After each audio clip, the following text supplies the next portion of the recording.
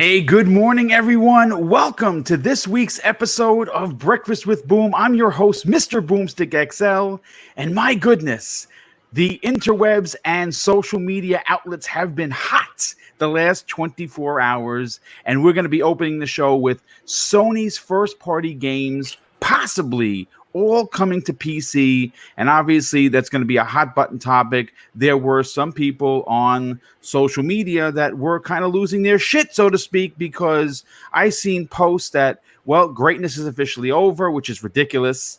I've actually heard people want 2-hour podcasts talking about how Sony has let them down, how Jim Ryan is an infiltrator, all kinds of ridiculous shenanigans. But listen, you know what? Let's get into the panel. Let's introduce the panel first. And of course, then we'll get right into what's going on. And we have a really loaded, unbelievable panel. And we're going to first start off with King David. Now, you know this gentleman as the main voice for the Iron Lords podcast, one of the most powerful voices in YouTube radio. He is also the king of statues and has more comic knowledge than an entire cyclopedia. Please welcome once again, King David from the Iron Lords podcast. I love it here. Friday mornings is fantastic. What's up, Boom? What's going on, panel? Oh, man. Listen, it's great to have you here, especially because we have been having there's been a lot going on. The last 24 hours has been hot. I know you have a tremendous amount to say. You were chomping at the bit in the pre-game that you were like, listen, I'm not going to say anything because I want to go live and keep it fresh. But let's move on to the next guest. You know him as a passionate gamer. He is an incredible community member and someone that enjoys playing games just because games are supposed to be #fun. Please welcome FC Violent. What's going on, Boom? What's going on, panel? What's going on, chat? Man, it's about to be a great show. I'm glad to be here. Let's get it. It's great to have you here. And obviously, next up, we have someone making his return appearance. You know him as Super G. He is a nerd. He's a comic fan, and he loves the MCU. Once again, please welcome Super G back to the show. Hey, what's going on, fellas? Good morning, man. Sorry about the little delay. I was coming in late, man. I had to make sure the kids take care of, because I'm in a different time zone. So yeah, but I'm excited. Yeah, we'll be seeing you soon, brother. Yep, we'll definitely be seeing you soon for sure. But listen, you're here. That's all that matters. We got games to talk about. It's going to be a great show. Shady is supposed to be here. He was here for a hot second. Maybe something happened, but he should be joining us shortly. And last but not least, we know him as the Platinum Trophy Hunter. He is a big fan of Sony. He's going to have a lot to say on what's going on with the Sony brand. Me personally, I think it's going to be great for Sony to have their games on other platforms, but I'm interested to hear what BitCloud Gaming has to say. Welcome to the show, dude. You know you're going to shut off the weirdos, right? Yeah, you know what? We're going to break down what it means, what exactly is happening. Nah, King David didn't read what I read last night, so that's why David thinks this is a joke. He didn't read what I read. Well, listen, at the end of the day, right? We have to understand, and I think that this gets somehow this gets swept under the rug, with the fandom the way it is it's a business. And Sony has made a lot of big changes. Now, some of the bigger moves, like Sean Layden, who we have not heard from. And I got a funny feeling the guys like Jimmy Hoffa, like we're never going to find this dude because we have not seen or heard from him since the separation, other than a tweet. We wish him the best of luck. And that was it. But they have made changes, and I can't say if those changes are going to be a detriment to the brand. I highly doubt it, and I'm going to tell you why I highly doubt it, because Sony as a company is led by the sales of the PlayStation brand. That is the one brand that is bringing in bank for them. And obviously, we are in an era where next generation is going to be very different from what we have seen in the past. I think people don't understand that, or are not willing to understand that change is coming. Now, the way Microsoft has been doing it, yeah, sure, they've had some issues, and they've turned the ship around, and they've been very open about how they're doing. And they have been making, like, if you look at Game Pass for them, they're making money hand over fist. And there's no way in financial dollars that they should be close to Sony, only because Sony has 106 million consoles out there. They have sold more games than any one generation. So the fact that Microsoft, even though they only sold half the consoles, only had half the software, are still close. Not, I mean, they're not on their tail, but they're close enough where the comparison in regards to the financials is close. Sony sees this, and Sony understands that, you know, if you look at what's going to happen from you know, a financial point of view for Sony, there you can look at it from two ways. And I'll start out with BitCloud on this one, because he's our resident Sony fan, and he obviously does talk about the other brands equally. This is not someone that's a hater on Xbox. He does play on multiple consoles. I want that to be thrown right out there. BitCloud, when you think about these moves that Sony is currently making, okay, it makes sense because there are two ways you can look at this. If, again, this is just completely speculation, folks. All right, so I want you to understand that I'm not saying they're going to do left or right. I'm just throwing it out there, and I'm going to get BitCloud and the rest of the panel's opinion on this. If Sony decides to do a Microsoft and say, okay, well, first-party games, day and date, will be coming to PC, and you'll be able to get that on Steam. You'll be able to get that on the Epic Store. It's going to open the door for more software sales. Software sales have always been the way a company makes money, especially a publisher or, you know, a console maker like Sony, like Nintendo, and like Microsoft, right? That's where they make their money. You don't make money on the consoles until 3 years in, then you're making a couple of bucks. And if they decide to go that route, that investment could be then turned around. The money could be turned around and brought into creating other studios. It could be making new and originally designed first-party developers. They could purchase some developers. It opens up monies for them. And if they decide to do it the other way, which is a possibility as well, and what is that? What way am I talking about? Is that they start releasing some of their older games. Horizon Zero Dawn is one of those games. I've been championing that game since it came out. I'm a big fan of Guerrilla Games. I love Aloy. I love the world that she's in, and I'm looking forward to Horizon Zero Dawn 2. Now, if they release Horizon Zero Dawn 1 to the millions upon millions of PC owners, and the game looks and runs amazing, that those gamers could potentially become PlayStation 5 owners if and when Horizon Zero Dawn comes out. Horizon Zero Dawn 2 is only on the PlayStation. That would push these PC Master Race folks to not want to wait. Maybe they don't want to wait. Maybe only 50% of them will wait, and maybe 50% say, you know what? F it. I don't want to wait. I want to play the second one now because the first one was so good. What are your thoughts on that? All right. First of all, I've canceled my pre-order. You know, I got to cancel my pre-order. I got to cancel all my games. All games are going day and date. It's over. There's no console war. It's over. Sony lost. Their games are going everywhere. No. So this is where I'm happy that I got blacklisted by some PlayStation particular channels, because man, the stupidity was wild last night. Now, you had dudes writing articles and novels out of pure assault over the announcement. And keep in mind, it wasn't confirmed by anybody. This is from Kotaku. This is from Jason Schreier. He said Schreier said he did hear from 3 different sources inside of Sony. That's what he's saying. This is from Jason Schreier, a guy who has been labeled by many people in this game community as someone who's not really that reliable, even though he has made good.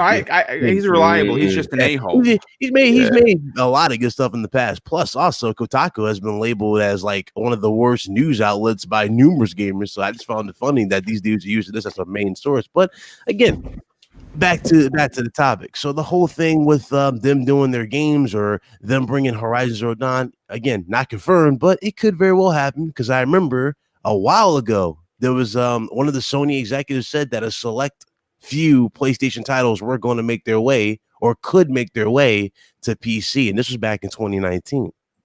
He said this. One of their executives said this. So I'm not sure. Again, I'm not sure what exactly they were trying to go about with this. But at the same time, does it bother me that this game could potentially go to PC? No, this game is a 3-year-old game. Nobody's playing this game, and this is the sad part. This is where you see these little keyboard warriors who are acting like this is a war or who are crying about this. None of these dudes are playing this game. None of them. This game is sitting somewhere on their shelf collecting dust, or in most cases, it's sitting in their digital library, not even being touched. So I found that to be very funny that these dudes going, oh, they're losing games. And then, of course, my timeline blows up. I see dudes writing articles. I see dudes crying. I see dudes saying, oh, fake PlayStation fans. And then I asked him a simple question. Hey, dude, by any chance, what happened at the ending of Horizon Zero Dawn? They can't even answer the damn question. What does that have to do with anything? Maybe because you never played the damn game. You're just hyping it up for the sake of hyping it up. That's maybe what the hell my problem is. You know? That's my problem. You know, I mean, even if when I somebody show me a damn trophy or your completion record of this particular game and how far you got in this game, or they go, well, it wasn't my cup of tea. If it wasn't your cup of tea, then why the hell are we having this conversation? Why are we even crying about it on Twitter? That's like me crying over The Witcher. And David, you know, I don't care for The Witcher, now do I? You see this on Scumcast. I don't care for The Witcher. But am I going to cry like a little girl because Witcher is going to everywhere? No, I'm not. I'm just saying, if you don't play the damn game, if you never played the game, don't make it a big priority as if you care about this said game. You don't care about this damn game. And as far as these morons are making this a big deal and are crying about it, again, these morons spend more time in podcasts than actually on the sticks. This has been proven, especially when you guys look at the latest thing that just happened with Sony when they were showing their stats. Yes. How many people are showing their stats? A lot of people are not showing. How many people showed their stats? A lot of people didn't show their stats on Twitter. Now, did they, FC? No, they didn't. Why do I play more PlayStation games than PlayStation guys? Come on now. Hey, keep in mind. This is somebody who's on how many podcasts, bro? Quite a few. Quite a few podcasts. How many damn hours that I have in gaming? Damn near 3,000 hours in gaming, right? About right that time. My longest stream was 24 hours, it said. Or damn near 24 hours. That was 21 hours of gaming. These fools are not gaming. And this is the problem that I have. And again, I can't associate with retards. I really cannot. I'm sorry I'm going on a kind of rant here, but it pissed me off last night. I see dudes crying over this damn game. And these dudes didn't even play Horizon Zero Dawn. And again, it's only going to get worse as you get closer. But again, my point is this. And David, I want you to clip this. Somebody in this damn chat, clip what I'm about to say. To all the dudes upset about this, right? Keep that same energy in February when we get this PS5 reveal. When that PS5 reveal happens, I don't want to see no headlines, no streams going, hey guys, you know that PlayStation 5 is better than the Xbox Series X? Because this reveal, man, looks better than the Xbox. I don't want to hear none of that, Mr. I canceled my pre-order. Mr. I can't buy a PlayStation because PlayStation hasn't insured me to buy their product. That's ridiculous. Yeah, no. I saw your timeline, and it was just too much to read. Literally, there was just too much to read. I thought this was going to be a good opening topic because, like I said, I think from a business point of view, this is good for Sony. This is good for people who, again, there are so many PC players that actually are just part of the PC master race and don't own consoles. And this will give them an opportunity to play. And again, you got to understand, this is probably a test for Sony to see how many people are going to be interested. Because for all you know, they could sell 2 million copies of a game that's 3 years old. It could gain a significant amount of traction. And if it does well for them, Sony may, again, this is complete speculation. And I'll go to King next on this because, King, you're a businessman and you understand. You look, again, as funny as you can be, as funny as you're going to be right now, where people are going to be falling out of their chairs. Because I know it. I know it's going to happen because you're going to be like, I told you so.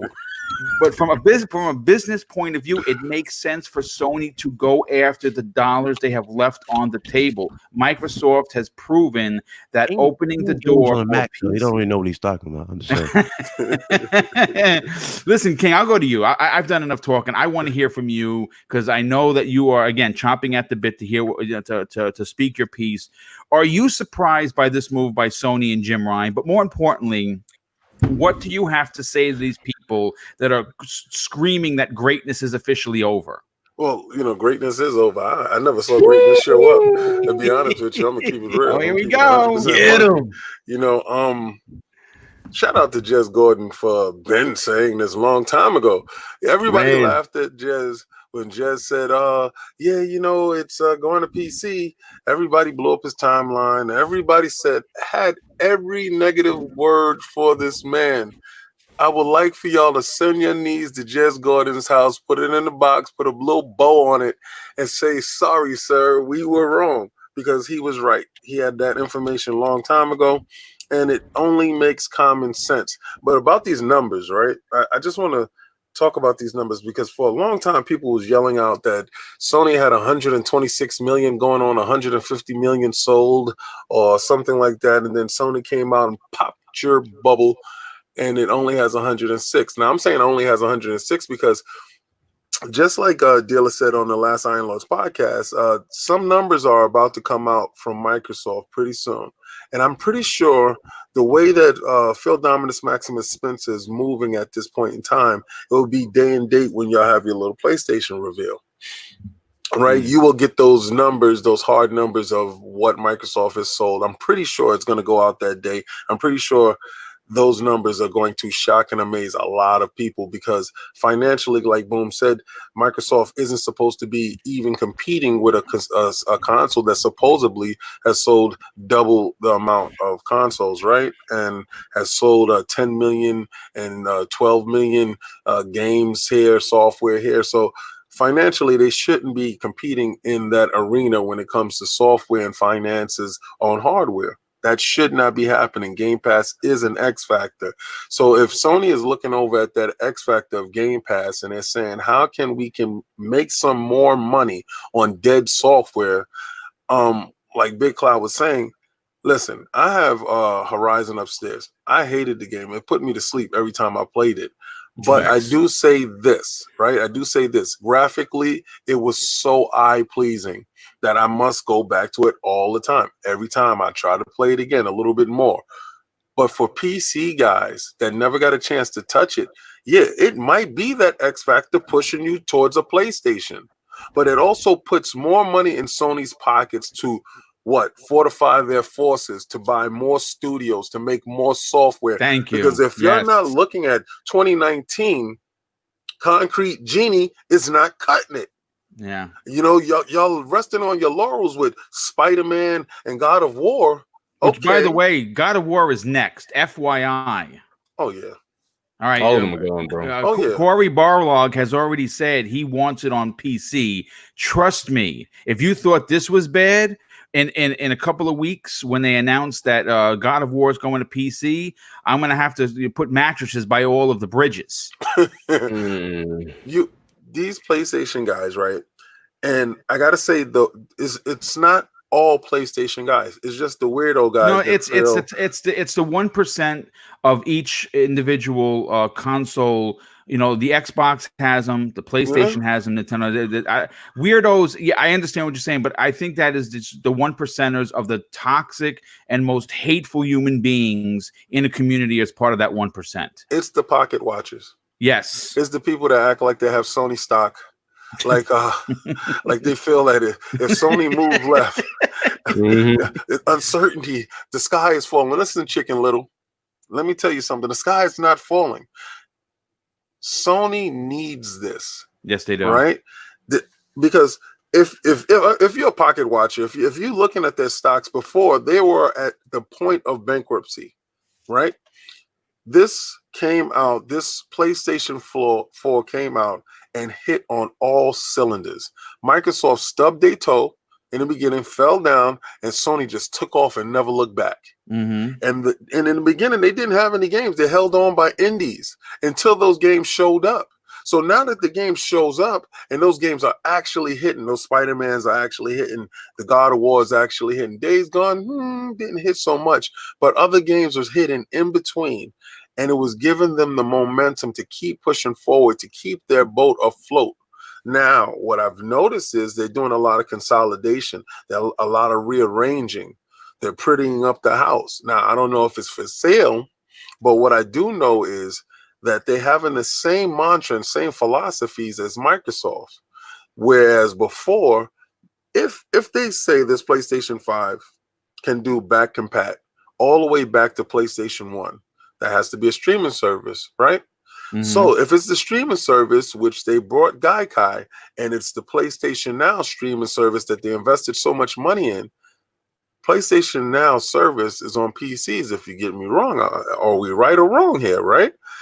Wouldn't it be advantageous for this company to allow their whole back compat library to be released on PC through their streaming service to compete with Microsoft? It makes complete sense. And It's dollars left on the table if they don't take advantage of this, right, Listen, King? Amazon and Google is coming. If you think Stadia is dead in the water, you're It's not. nuts. That thing's dead. Stop. No games. No, listen, you know how much money Google has. King, achievement support ain't nothing. Stop.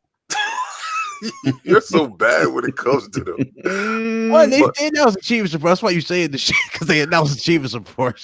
Listen, I'm feeling. You saw this restructuring that Stadia is having. They told you that they're going to restructure the format on how the games are being sold and given. So they just stubbed their toe in a little bit in the beginning, and the streaming service actually works pretty well. Yeah, they need a killer app though. They can't rely on third party. They're gonna get it. They brought some guys. They made studios. Yeah, they got studios. I'm like a real killer app though. I'm talking it eventually will happen. It's out there, like something on the level of like a production of like a Gears or an Uncharted. They need something like that. That takes years. Yeah, they need it may be 3 years before you see anything for sure. Yeah. In the meantime, they'll have time exclusives. They're gonna do what the Microsoft did in OG Xbox. Yeah, they have to also hustle that surface too. It's gonna have to be cheap. I'm sorry, I don't see people buying premium into that automatically. You know, not just off of a name. They got really build it. Personally, I think that they missed the mark on financial, on how they was pricing it. Yeah, and then also the games. But I think the software developers were playing hardball with them when it came to the pricing, because there's no way in hell that any of those older games should be $49, $59. They should definitely have been at $30. Yeah, even less than that. Boom. I'm gonna be honest with you. On a streaming service where you don't own the IP, you don't own anything. You know, if they go offline, you're dead too with them. $9.99. Let's bang it out. $9.99. Get the stuff in everybody's hands. The more people that you got using it, that makes sense to compete with Game Pass, especially since that's your top competitor that you're going for is Game Pass. Exactly. PlayStation Now is not necessarily been restructured all the way. You know, yeah, you can download some games, select titles, but not all titles. It's not necessarily done for the metric. Yeah, it's not. I put it this way: it's not the service that I want. Changing that around. Yeah. But see, it's not the service that you want now. Right. But since Jim Ryan has come on board and he has that Microsoft's tattoo on the back of his back, the way the restructuring is taking place, it's starting to emulate the more current and contemporaries that are in his field. Right. He acts like he's of this generation and not of the past generations.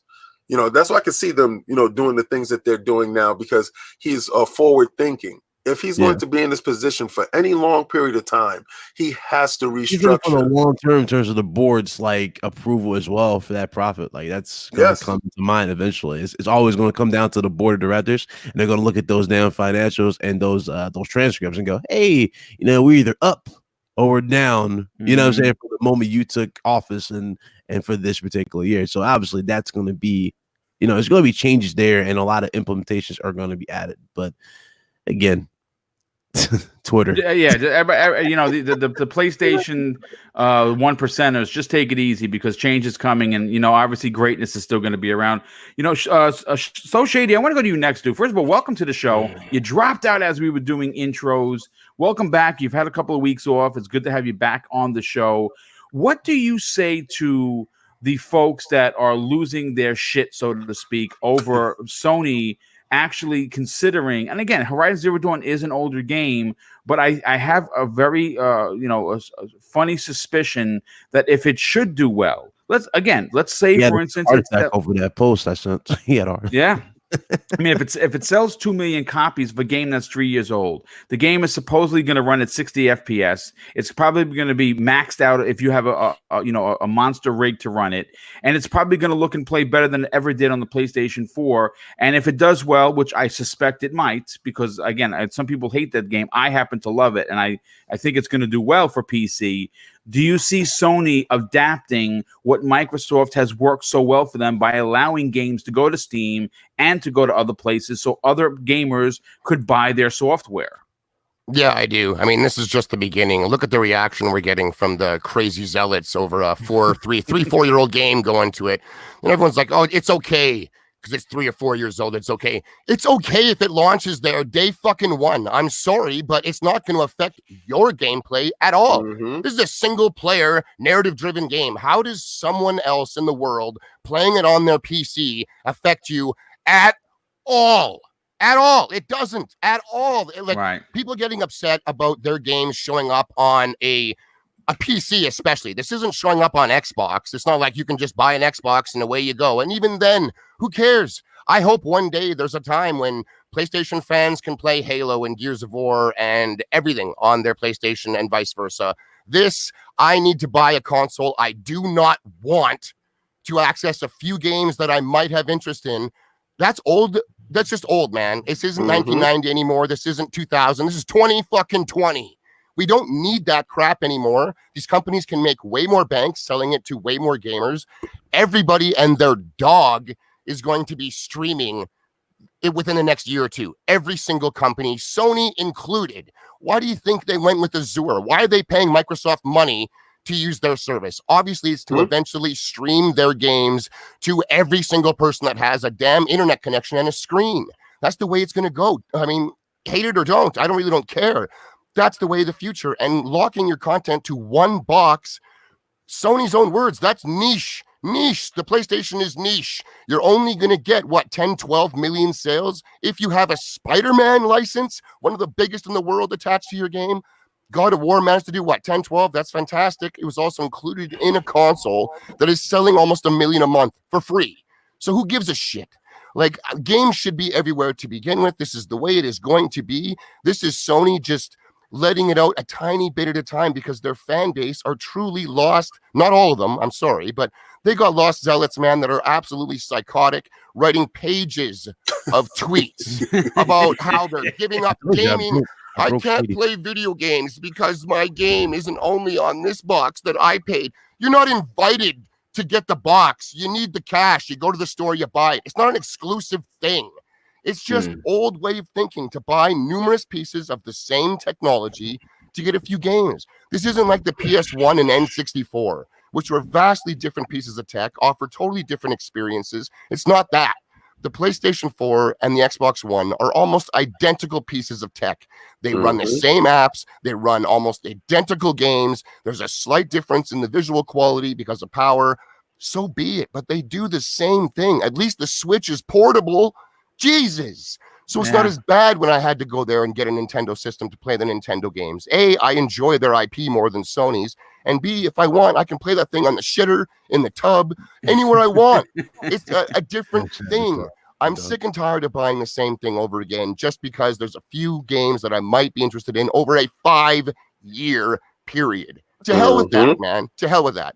I am not buying a PlayStation. Like, no way. Not a chance. They will stream their games, and I will play them that way. That's how they'll get my money, or they will get none from me next generation. It's as simple as that. Like, I'm not here to champion a traditional method. It used to be like that. It used to go this way. Everyone used to shit their pants. I'm assuming as we got older, things changed. I hope so anyways. Times have changed when it comes to video games. The way that they're given out, the way that you can acquire them through services, the amount of people that can access them without having to buy a device they don't necessarily want to own. The now is the future of the past, obviously. But like, enough living in the 90s. I don't give a shit. And I'm tired of listening to zealots champion what is better for the console owners, what's better for the corporation than what's better for them. They're mad because it might not get me to buy a PlayStation or someone else because they're not holding something over my head. These first-party exclusives at the end of the day are nothing more than a commercial to get me into the brand, hoping to God that I'm going to buy Call of Duty and all the Ubi games and all the EA games and all the indies on that platform as well. I don't. These might sound a little weird, like Darth Vader-ish type of thing. Like, did you hit your mic or something? Or is that no? I don't think so. Am I sounding different now? No. They sound normal. I don't know. It was weird when you. Oh no, it could just be my voice. I've been awake for like 30 hours, so it's a little. Oh damn! But like, I'm just sick and tired of hearing people argue for a corporation over arguing what's better for them. I want to see these games coming day and date to PC. I want to see PlayStation launching their exclusives into their own service, which would lure me into subscribing to the damn thing. I mean, come on. I'm just tired of shelling out this kind of cash for only a few titles. It's not enough anymore. So the translation is you want to see the world burn, basically. I mean, it would only because the fanboys, but I think your average gamer, your normal level-headed gamer that just wants to play video games and doesn't care who sold more. What does that mean anyway? Like, who gives a shit? I just want games. I want as many as I can get my hands on without having to break the bank in the process. You know, they will only burn for a couple of people. It's an ego trip. Hey, my system sold this amount. My system, it's silly. The best part is it's not your system. It's not my system. It's none of our systems. It's a product in the store that we all went and bought. It's nothing. You know what it is? They work for us. They don't understand that part. They don't get it. You hired them to give you entertainment. Right. So at what point in the time are you worrying about how much money that they make? Actually, you want to know how much they're going to produce for you. It's just my success. Like, I only hope for as much as they'll just keep going. It's just like sell as many copies. If it's online, I have enough people to play with. And then if it's a single player, so hopefully they make enough of a profit to make a sequel if it's worth it. That's as far as it goes for me. Or like, I'm talking sales. Those other guys in. Or I mean, if I ever talk sales, I'm like, oh, this game sold 8 million. It's not because I'm trying to brag about anything. It's like, I'm glad that 8 million people get to experience this fantastic title. It's that. I want gaming to grow. I want it to expand. I want the walls to come down because it benefits nobody but these corporations. They're already billion, if not trillion-dollar corporations. They got enough money. I'm not talking about downloading games and pirating them here. I'm not a PC lunatic like that, but we don't need to be giving them everything we got. They're already nickeling and diming us in every single game that comes out these days. And I'm just tired of it, man. I'm burnt out of the console war. I'm burnt out of not enough for my second or third console purchase, especially with today's tech. This is just the beginning. Well, listen, let me move on to FC Violence. I want to get his opinion on this, dude. FC, obviously there's been a lot discussed already. We're already 32 minutes into the show, and leading the charge is the top topic, and obviously it's a big social media grab right now. Sony is releasing older games onto PC. I think it's just a test. I think that eventually we could see day and date releases like Microsoft is doing. You'll see more. You're going to see more because it is a business, and they want it. Maybe again. Just because the PlayStation 4 sold 106 million doesn't necessarily mean that 106 million PlayStation 5s are going to sell in the next generation. I'm not saying that it's not. I'm saying that nothing is guaranteed.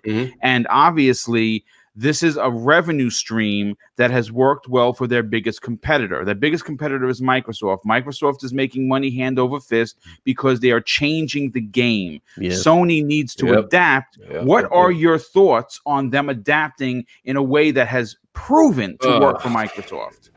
It's one, it's hilarious. But first, we have to give a shout out to Rand L. Thor. It was Rand, not Jez King. Okay. He was getting at it, and I got thrown in there too. And then Porter Rock got an uppercut, and that's what happens. That's happens when you question. You get uppercuts. So, firstly, we got to remember, like King said, we are the consumer, and they work for us. But at the same time, it's a business first. It's a business first. So for those saying they'll never do this, they'll never do that, man, you're not thinking with your business acumen. Why would it makes sense for them to make more money software wise? With the way of the world is, the tariffs, the consoles, they don't make money off of that. They might make less next gen on the actual hardware than they do now due to what's going on in the political aspect. That's a different story. But I'm just saying, think about that. But it's still a part of the conversation, though. Exactly. Yeah. So for them to make, I think one of the key factors that I think when they did a report where Sony, I think they made like 16 billion profit, and then Microsoft was like right behind them with like 10 or 12. So like, how are they? 12. How are they that close when it comes to the difference between 100 and something million to 30 or 40? That if someone in the executive room was like, "What the hell? We should be double. Why are we not double?" And then the guy's like, "Well, because they're everywhere." You know what? Fire the CEO now. Get the next guy who's on this plan. You know what I mean? That's what happened. Think about it. It wasn't double. It should be double if you do math. If I have a double the user base, why am I not making double the profit? Come on, bro. You're getting played. Like, you know what I mean? Like, it's a business first, and they're making business moves.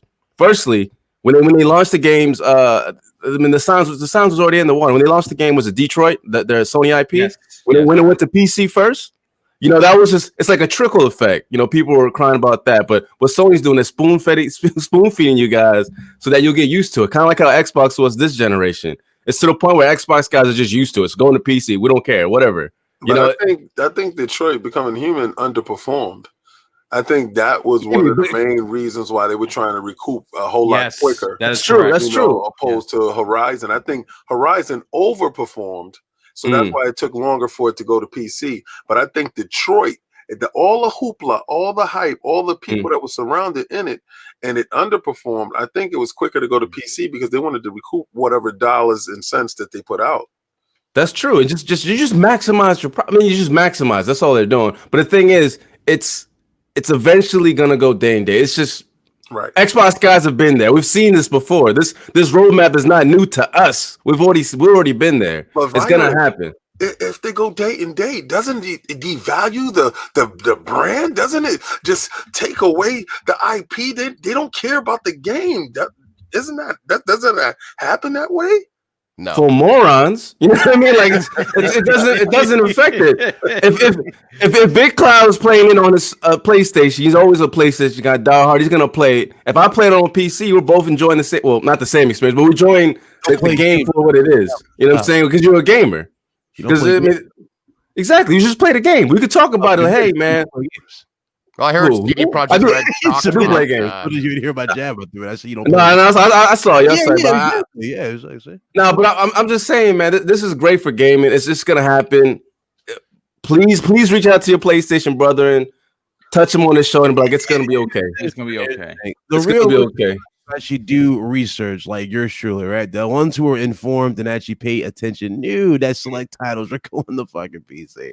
I'm just saying this panic mode, talking about emergency stream, talking about these dudes do not do any research at all. And they know what I'm talking about because David deals with these dudes on Iron Lords all the damn time. But listen, stop bothering me.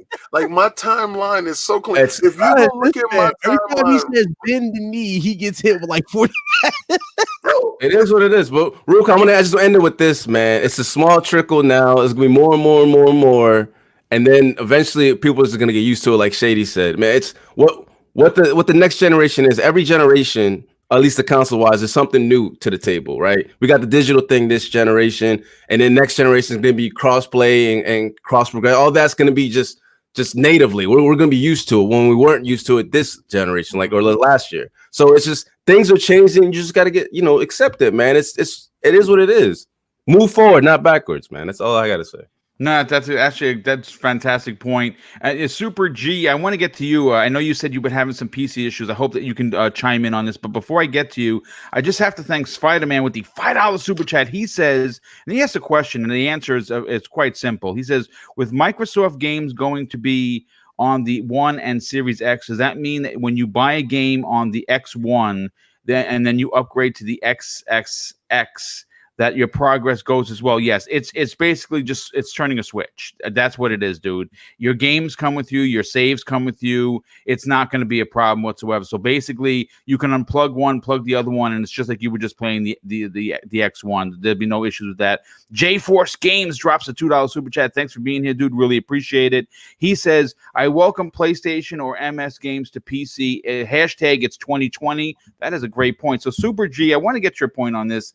Now, you've seen some of the tweets you've seen, and I forgot, actually, Big Cloud mentioned that the emergency streams that were going like we were being invaded by another country. Bro, my dude said I had to cancel the emergency stream. I saw that. I lost all interest in the tweet after that. I'm like, emergency stream? Are you on the payroll?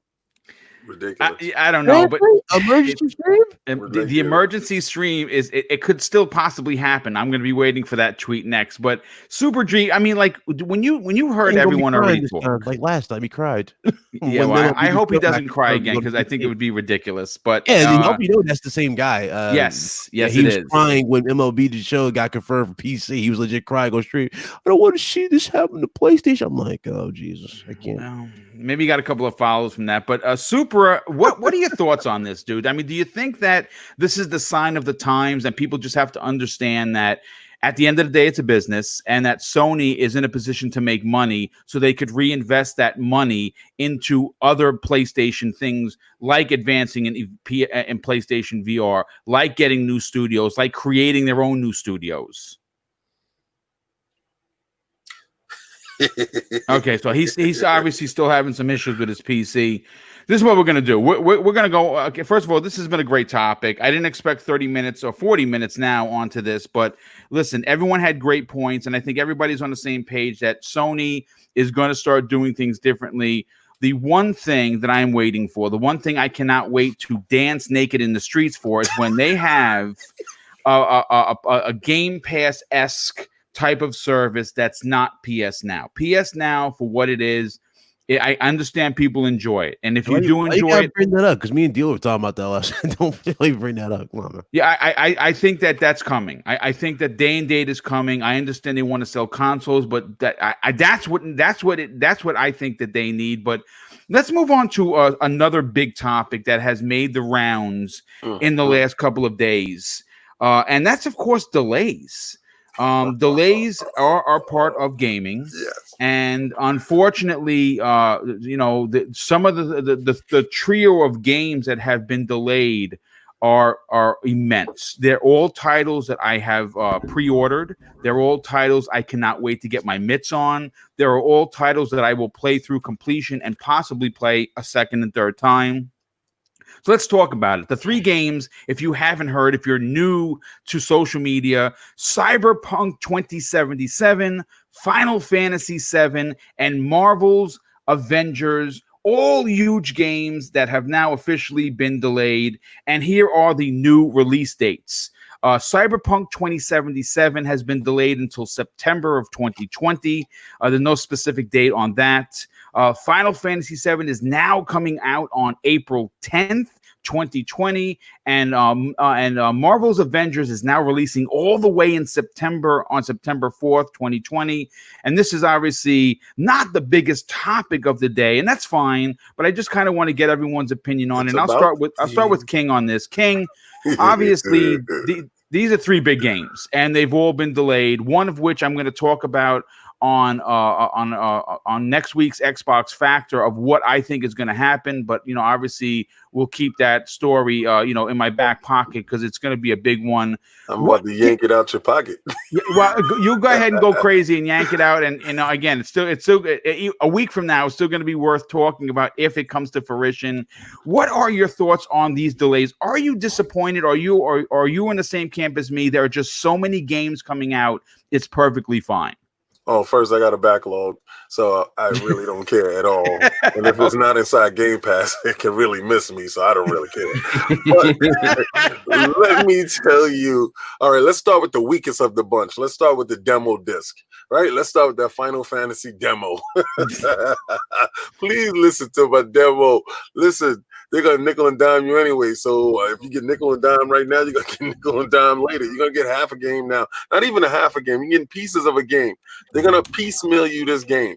So, all right, you're going to wait until April to get the game. All right, so what? The game's going to come out in April. You're going to play it for, I think, the 10 to 12 hours that you can probably have gameplay for it. They're going to say 36 hours, but some people are going to speed run through it and knock it out in like 10 hours. So it doesn't matter. All right, let's move on to the big daddy, right? That's Cyberpunk. My thoughts on that Cyberpunk is that they're pushing that to the closer to the console releases. Now, my theory is being that it was shown on a Microsoft stage. They have the marketing deal. That's confirmed. Right. But I think it's going to Game Pass. I think the game comes out in September. I think it goes in Game Pass day and date when the X Series X drops, and I think that's going to be the best place for you to play it. I honestly believe that is going to happen, and I believe that they're pushing it closer to that date to maximize sales of both systems and in the older consoles. You know, you're going to get the older consoles to sell as well. You know, you're going to have Black Fridays and all that other stuff, and who didn't join in right now, they're going to join in at the end when the older systems are like $100, $150. That's good. I saw the Avengers at what was that? Comic-Con, New York City Comic-Con. And I wasn't able to capture footage because we weren't able to, capture footage of it. But from seeing it and from touching it, it did look like it was a little ways off. I said, this one is going to miss the mark. And I think it's going to catch that wave of the next consoles as well. This is not a good time to be releasing games around that are broken, sure. Right. Just let the game grow, finish the game off. And I'm pretty sure that the IP owners with Disney definitely doesn't want a Marvel game out there that is not polished, because that was their problems before with a lot of their games. They wanted their games to have a certain level of polish going forward, and if it taints the brand, they will just cancel that game. Disney does not choke on money at all, so if it's not going down easy, they're definitely getting rid of it. So don't you worry about that part right there. That game is going to come out. It's going to be phenomenal, but you have to wait, and it has to hit at a certain time. So it wasn't ready, and it's going to come out later. But I think Cyberpunk is something, a totally different beast. And I think that has a lot more to do with the marketing deals and the sales and where that game is going to end up being for, I guess, not free, but on a streaming service or on a digital service. And I believe that's Game Pass. And I think that's the bigger reason for the push to September. It's going to be interesting if this comes to fruition, and I'm gonna go to Big Cloud next, because I have a Final Fantasy VII question that I think you might be able to answer, because I know you've covered it on your channel. You've also covered it on your show. I have to thank a couple of people. First of all, Elemental PO with the $5 super chat. He says, "Happy Friday, everyone. Great statements all around. My wallet is crying right now. Yes, mine too. Gamer by choice. Welcome, my brother." He drops an outstanding and very generous $15 super chat. He says, "Good morning to the Superstar panel. I love hearing gamers talking about gaming. It's funny seeing people lose their minds over gaming. Just enjoy gaming and everything will be fine. I agree." And Smitty Smith, thank you so much for being here, dude. He drops a $5 super chat and he says, red alert, emergency system is reinstated. We are at DEFCON 5, people. This is not a drill. Just jokes here, folks. Thanks so much for being here. Oh, and of course, one of the PC Master Race, rah-rah guys who's going to be hanging out with us at E3, Basement Radio Arcade Pass. You know him as Enrique, drops a $2 super chat. He says, best place to play Cyberpunk 2077 is, of course, on the PC Master Race. So thanks for being here, dude. You know what, Big Cloud, I want to go to you next on this, because for me personally, all three games are awesome. But my excitement is obviously Final Fantasy VII. And the reason why I say it's Final Fantasy VII is because I beat the original one in Japanese on the PlayStation 1, which was very difficult because back in the days, we did not have the internet the way we have it now. I had to print out all those game facts and those translations. It was a nightmare, but it was worth it. And I beat it again when it released in America months and months later. So I'm excited for this. Now, I'm disappointed that it's delayed, to be honest. I understand it's going to come out in several parts, which worries me because it's a Square game, and those games, you know how they are. But my question to you is two questions for you. Are you disappointed with these delays? But more importantly, does this delay cut down the year exclusive to the PlayStation brand, or does that delay possibly get extended to April of 2021? Well, I mean, again, you got to keep in mind it's a contract, right? Right. So when the game launches, that's when the contract begins for that particular game. So, no, I would say it extended. But to go further, let's look at the games. Now, obviously, a delay is not a bad thing. That's no, good. It's certainly not. The oven, that means more polished. That means less technical issues, right? You know, all that. So that's good.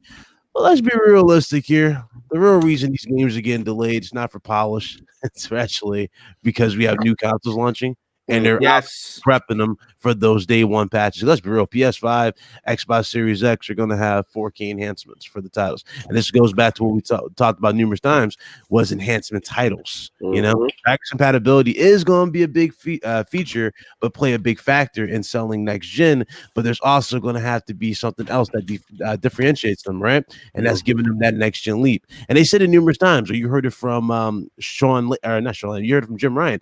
They want to make the jump from PS4 to 5 seamless. So in order for them to make that seamless, you would have to have backwards compatibility for one, but also these games would also have to be upgrades. You know what I'm saying? You're going to have to show off the power in those particular ways. Again, and the same thing can be said about Series X. These are not going to be issues with them. They're going to be buffed up for that. So that's what the whole delays, in my personal opinion, is for. I mean, doesn't it make sense though? I mean, think about it. You delay your games, and like people are saying this because of The Last of Us. I doubt games are getting pushed because of Last of Us. I mean, sure, Last of Us could play a factor in some games. Let's be real.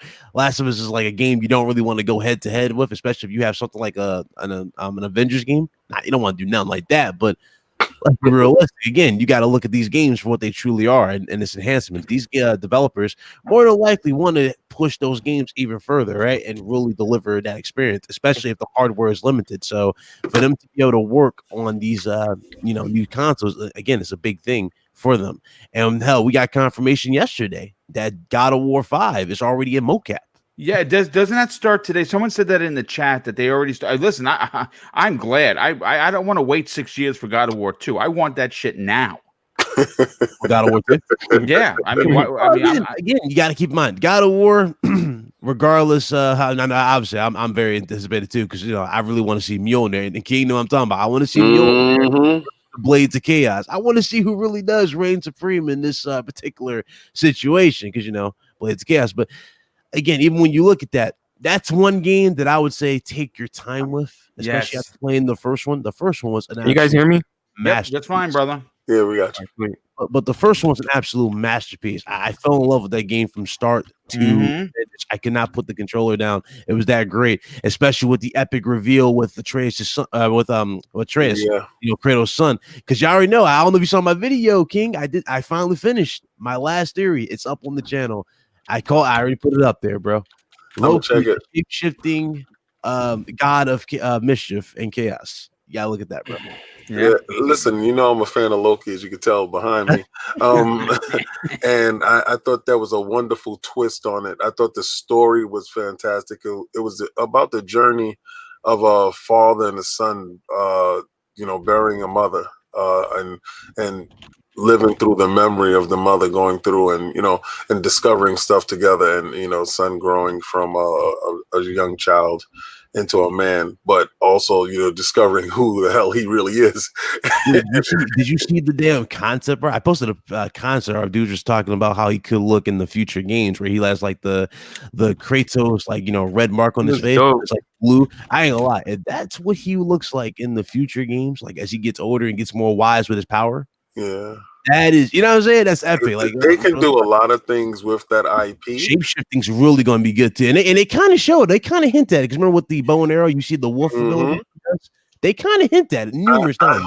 I hope they allow him to realize his vision because I know a little things they were giving him a lot of pushback on this last God of War with certain things. Yeah. So I hope they allow him to utilize his full potential. Because they brought him out to CES for no damn reason. So hopefully he can allow this man. Yeah, to the theory though, man, because I don't know if y'all paid attention to that last scene, that last shot with the wall and the visual of him.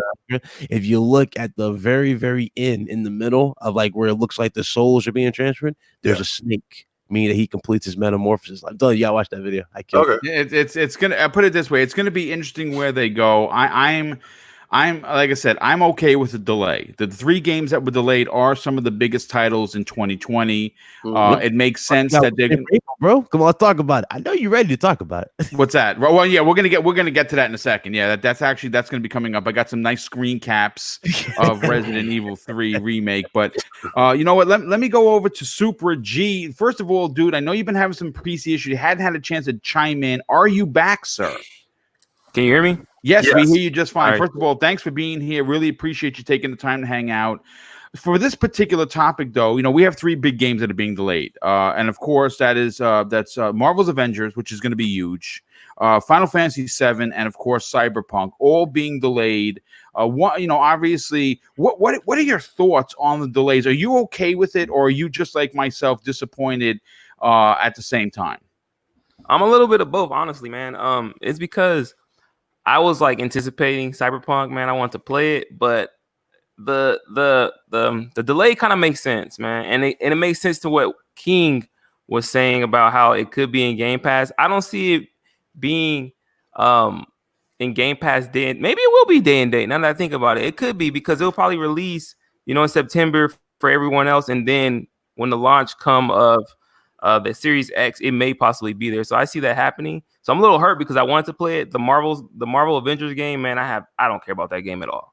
Okay, all right. I know it didn't look that great. The same, bro. What happened? I'm saying I agree with you. That joint looked garbage. Yeah, it didn't look that great to me. So I mean, and I'm not too interested in playing with Camilla Khan, so I don't really care for it. The Final Fantasy thing, March was freaking packed, bro. Like I'm looking forward to the games that's coming out right then and there. So like I'm actually glad it got pushed back because I'm gonna play Ori. Shout out to Game Pass for that. Who did that for you? Shout out to Phil Dominus Maximus Spencer, sir. Yes. And along with Ori, you got Resident Evil, man. Like that junk's packed right there. So it's actually good. Some of those games move out the way so that I can actually sit down and play them, dude. Well, listen. Again, I said that from the beginning. 2020 is going to be an expensive year, and I don't mind the games. I don't mind the games being spread out where not only can you afford them, but there's something else that comes along with buying all these games, and there's time, and there's only so much time in a week.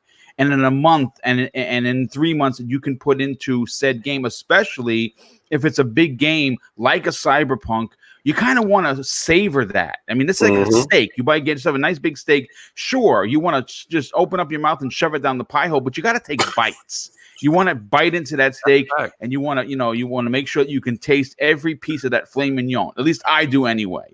I do eat fast, but I'm right there with you.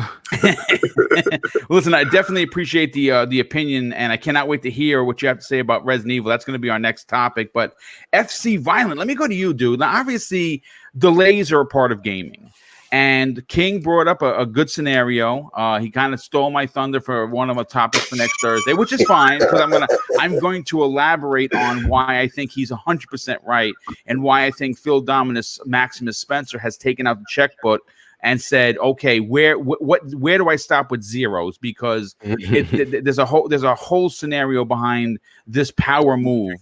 But for these 3 games, obviously, 2 of them are like late in the year, in that holiday frame from September to November, which is a big month for 3 months for games, and obviously Final Fantasy VII being just a month delay, which isn't that big of a deal. What are your thoughts on it? Are you upset by the delays, or are you okay with them spreading the games out over the course of the year? Yeah, I'm not upset, but the real reason why the delay is because they didn't want no smoke from Battletoads. Let's be real. Okay, so you're right. I'm joking. Game of the year. I hear what you're saying. No, I'm joking. Well, so for the Final Fantasy VII one, being a month delay, I think that's just polish. I don't see a big deal with that. Cyberpunk 2077 though, I'm kind of on the fence with that. I mean, I'm looking forward to the game, but that's a pretty big hefty delay. So it's already been delayed multiple times, right? Yes, so it sure an issue with is there something going on? Like it makes you question, or is there something that we don't see? Maybe Lord David is right about that, King David. So Yeah, so we'll see. But overall, though, the game being spread out just makes it better for us gamers because we take time to more actually appreciate the games. You're not trying to rush through them because like, oh, I got to make sure I get Final Fantasy VII Remake day one or whatever. You can actually play the game, enjoy it, and know that there's games to come. There's no, I mean, the summer drought's pretty much going to be existent now. Like it's going to be like, gone because there's going to be games in the summer. Normally, that's usually where we catch up on our backlog. Now there's games there because that's an area where I think a lot of developers don't really utilize, like, the summer months. Like, you could drop games here too, guys. You know what I mean? So for us, I it's good, man. I want it to be spread out. It gives me time to enjoy the games, gives me time to catch up on my other backlog.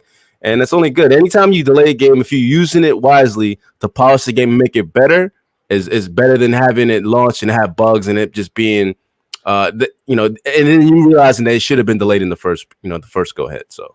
Yeah, no doubt. Great point. So Shady, I want to get your opinion on this. Before I do, though, I have to thank a couple of people. First of all, iDizzy81, good friend of the show, good friend of the Iron Lords, drops a $5 super chat. He says people should just appreciate the devs more during these delays. Delays means crunch. CD Projekt Red even pointed out that they'll be asking for overtime for the CP77. And obviously, if you're going to be working past your shift, you should be getting paid overtime because these companies are making those updates for PS5 and Series X. They're going out. All these series. Yeah, no, absolutely.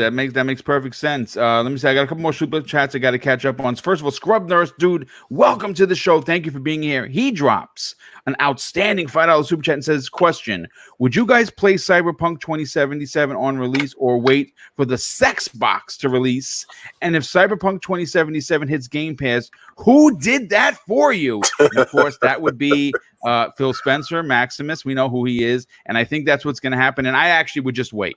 Me personally, I want to play that and see it at the maximum specs possible. And I would actually wait. Can you really wait? Like with the internet and Twitter these days, can you really wait? It would be difficult. To be honest, it would be difficult. No, I'm with you. I would like to wait, but I don't think myself I could wait, man. After a while, there would have to be something else out that occupied my time, so I wouldn't feel like I was missing out. You know what I'm saying? That's what have to happen. Basement Radio Arcade Podcast drops an additional $2 super chat, and he says, best place to play Final Fantasy VII Remake, PC Master Race once again. Oh, man.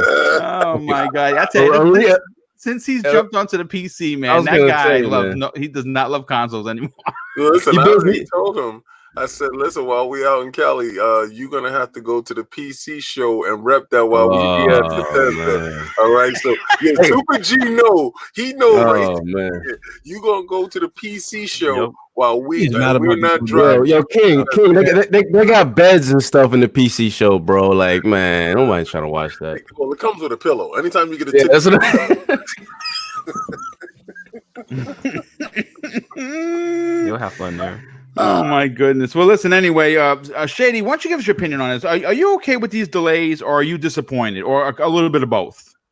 No, I'm used to delays by now. So many games get delayed, and usually it's a good thing. I mean, we've had a lot of stuff launch, obviously, before it's time, and that's got to stop, man. They're asking a lot of us. Up here in Canada, it's $80 per game, $60 American.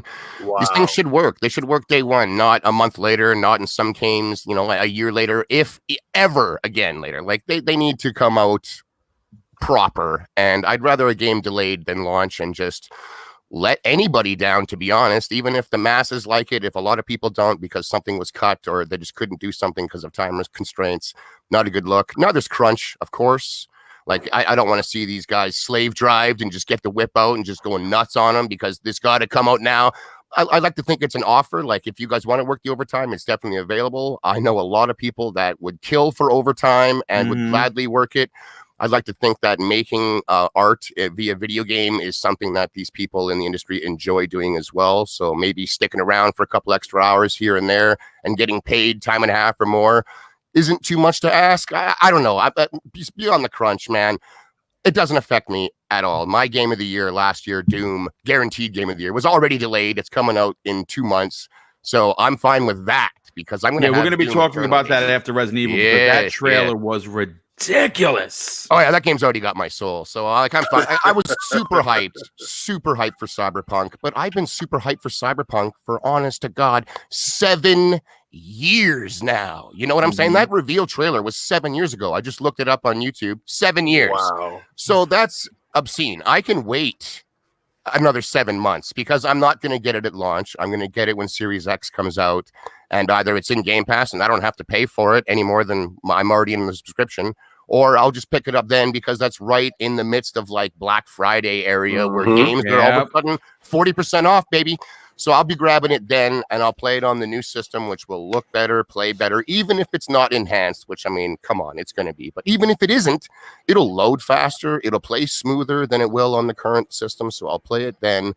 And I got no problem with that. With Final Fantasy, means nothing to me because my crew and we were not going in on an entire franchise of games, which could be 2, 3, 4, 5, 10. No one knows how long this remake, remaster, whatever you want to call it's going to be.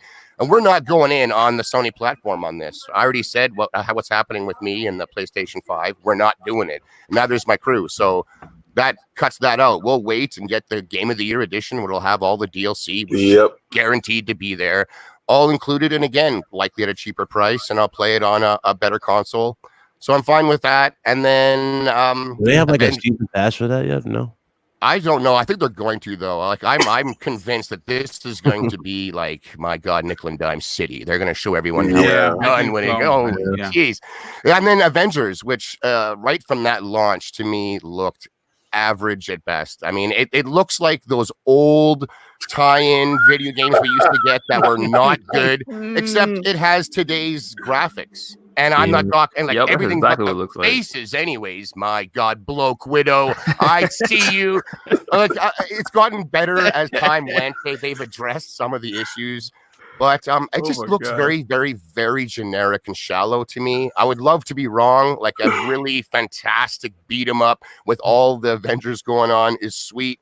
But I mean, the last big reveal was the main character is what's her Elastic Girl, or who knows? Because no one knows who she is. Like, Miss Marvel. Miss Marvel. She's the main. That's what the story goes around. Is she's got to get the Avengers back together. I'm like, I'm out. I am out right then and there. I have no interest in but isn't it crazy they waited to reveal her like much later? Like, I think it's because they knew it was trash, and they're just like, man, she's gonna be on the Disney Plus stuff, and they got a whole movie coming. So you know, it's a whole tie-in.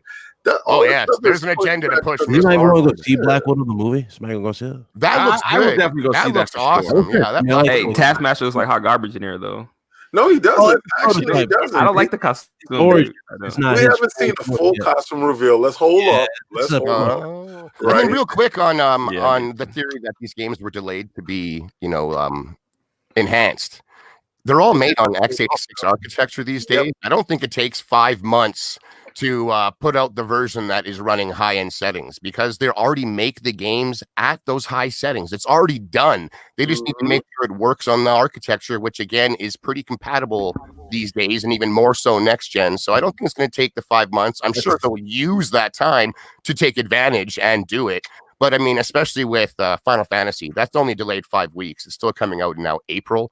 So there's no way that's the reason that was delayed. I like to think that was. I think they just moved it out of the way. Yeah, that's what it sounds like. It could be. It could have been a release date thing, or they might have just, hey, 5 weeks with a couple hundred guys working 8-10 hours a day. You can get a lot done. And if they're just going for polish, again, that's a good thing. So it doesn't affect me at all. I look forward to eventually playing all 3 of these titles when they come out. But it didn't affect me, man. Hey, can I piggyback on what Shady was saying? Yeah, sure. Come on in. Yeah. So when we talking about Cyberpunk, I agree, because they're making the game for PC, right? I mean, PC at the highest settings, 2080, whatever. So the next gen are going to be closer. I'm not saying they're going to be 2080 graphics, but they're going to be, higher as well. So I mean, he might be onto something there. Like it would be a lot easier for them just to either compare it or just downscale it to the new generation specs for the console. So. No, absolutely. It makes perfect sense. Super G, I honestly believe that it will rival 1080 graphics because it's a controlled environment. Yes. I honestly believe from when they start to code down to the metal of the system, I believe that the top tier developers are going to get the most out of these next consoles, and they're going to push PCs to the point where, like Nvidia said, they came out and they really had to talk and say something about them to tell you, hey, listen, we have some stuff over here that's pretty powerful, but will it be able? This is why that PC Master Race stuff doesn't bother me, because in a couple of months we're going to be kicking down your door and throwing you straight into the bushes. Because I honestly feel like if PlayStation does like what they say, they're going to have some PlayStation 5 exclusive games, and I'm pretty sure Microsoft is going to have one company that's going to do an Xbox Series X exclusive game to show you the potential of these systems, and I'm pretty sure they're going to knock your socks off, especially if you have the display system to show these games in their proper light. I think it's pretty telling with NVIDIA's example of like, hey, PC guys, don't worry, we still got the power. And their only example was their top tier $1,600 card, minus the PC around that card, just the card. And they're like, see, we're better than consoles. It's like, bitch, we're talking about $500 consoles here, all in, not a $1,600 card. So the fact that he used that as his only example to compare the power tells me these consoles are both monsters, just huge beasts. Yep. The X right now rivals the 1070, and I have a 1080. So I'm already thinking like I'm gonna have to upgrade because the next gen consoles are gonna be better. So yeah, no, I think well, obviously we've heard rumors. Nothing is confirmed that the Series X is going to rival, not beat, not slam down on the floor, not curb stomp, rival a 2080. Right, that's what we're hearing. We will see more as we get closer to the release of these consoles. Both of them are going to be beastly. I cannot wait to own both. But I want to move on to the next topic, and I think this one is going to be a good one that someone on this panel might have been waiting for quite some time to talk about. Resident Evil 3. Now, listen, I can tell you this right now. I could talk about Resident Evil every freaking show and never get bored, because guess what? It's my favorite franchise of all time. Resident Evil 2 is my #1 game of all time. And Resident Evil 2 Remake was my personal game of the year for 2019. And I got to be honest with you, even with all of the craziness that we're going to have in 2020, Resident Evil 3 could easily be my game of the year, and I wouldn't be ashamed to talk about, because look at some of these. Look at the graphics on this, folks. Look at this graphic of Jill Valentine. Come on, man, just straight up ridiculous. So listen, let's get into the nitty gritty. According to comicbook.com, where I pulled the story from, Capcom has previously confirmed that the remake of Resident Evil 3 will not, and I repeat, not be a 1-for-1. In other words, changes will be made where Capcom thinks they need to be made. These make perfect sense and will very apparently be, story driven. There are certain aspects to the original Resident Evil 3 that came out in 1999 that may or may not make sense in today's gaming age. And obviously, we saw the same kind of changes come to Resident Evil 2. And quite frankly, they were done masterfully. I don't think there's anything about Resident Evil 2 that I do not like. And to bring Resident 3 to modern day standards, storytelling-wise, makes perfect sense. However, though, Capcom does seem to be changing and cutting things more with this remake than with Resident Evil 2, believe it or not. We've already heard that Resident Evil 3 remake will be centered around it being more action-based than Resident Evil 2. We've also heard from numerous reports that some of the story, characters, origins, and gameplay will see some changes to the original RE3 released in 99. And personally, I am perfectly fine with this simply for the pure sense of element of surprise. And I'm expecting Capcom to bring this to the table. Let's not forget how scary they made Mr. X in RE2. I'm hoping that to be scared out of my boots running from the Nemesis when I hear him say stars. I cannot wait to freaking hear that with my gaming headphones, because I may shit my pants. I don't know. Okay. But let me just say this. It is likely that some of the smaller characters that we saw in Resident Evil 3, the original, we may get a chance to play them. And obviously, that's going to be very similar to how we saw with Ada Wong and Sherry Birkin's role in Resident Evil 2. We may get that with characters like Carlos Oliveira, Nikolai Genov, or even possibly see and play Brad the Chicken Heart Vickers when he dies. Now, that was the dude that flew the helicopter off in Resident Evil 1 and left everyone behind because, again, they call him Brad the Chicken Heart because he is. But here are some of the quality of life changes coming to RE3 that were detailed in this leaked report. And obviously, that's releasing on April 3rd, 2020. Raccoon City will not be explorable like an open world game, but there will be times where the player can explore the city, which makes sense because Resident Evil never was an open world type of game. Nemesis has new and improved AI, and based on that AI developed for Mr. X/Tyrant in Resident Evil 2 Remake, he will be just as vicious. Now, in other words, the character may be more tyrant-like. Capcom is also creating Nemesis in real life somehow so the character can be scanned in via photogrammetry. They made like a statue of him, like a yes, big, they made a life-size statue so they can photogrammetry him into the game to make him more realistic and more scary. Which I'll bring up a shot of this guy right here. Yeah, you're gonna shit your pants if that guy grabs a hold of you and you're in the dark listening to your headphones. Now, I can't wait for April. Some of the other important things, and some of them are a little disappointing.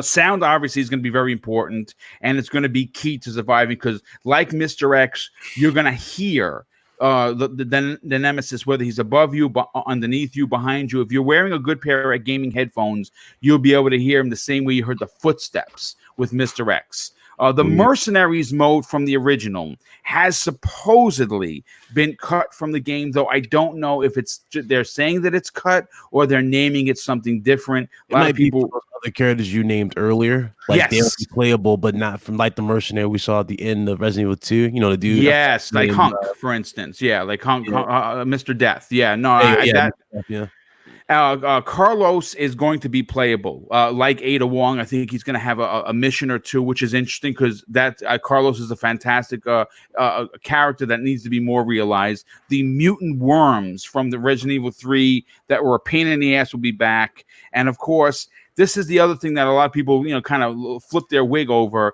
There will not be alternate endings like the original mechanics shown in Resident Evil 2, and that makes sense because there's not going to be multiple playthroughs because you're just using Jill, unless there's something at the end that you can use a character that you couldn't. Again, that could be a secret.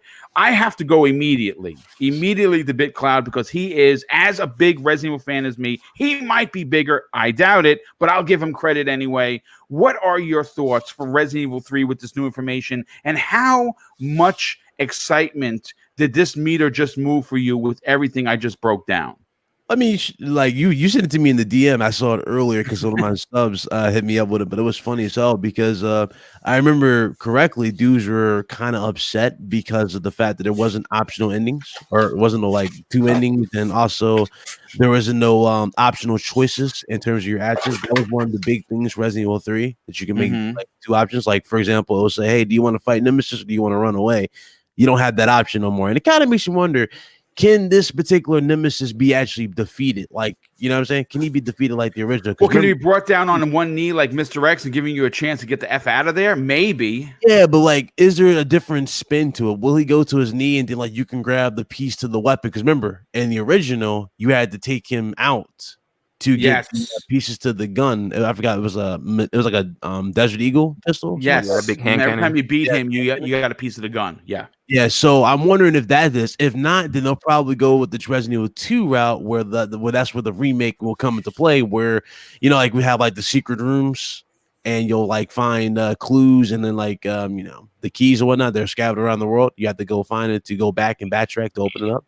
So maybe that's the thing. But the big thing that really blew me away, aside from him coming out with a flamethrower and the gameplay getting that intense, Do you remember where it said Resident Evil, you hear him say stars, the remake version of him saying star, like the way he says it? It Yes. sounds more like a growl. It doesn't sound like he just saying it. It sounds like a crazy growl the way he says it. The game looks insane. She hits him with the car. I'm like, dog, man. He just got up. He got up.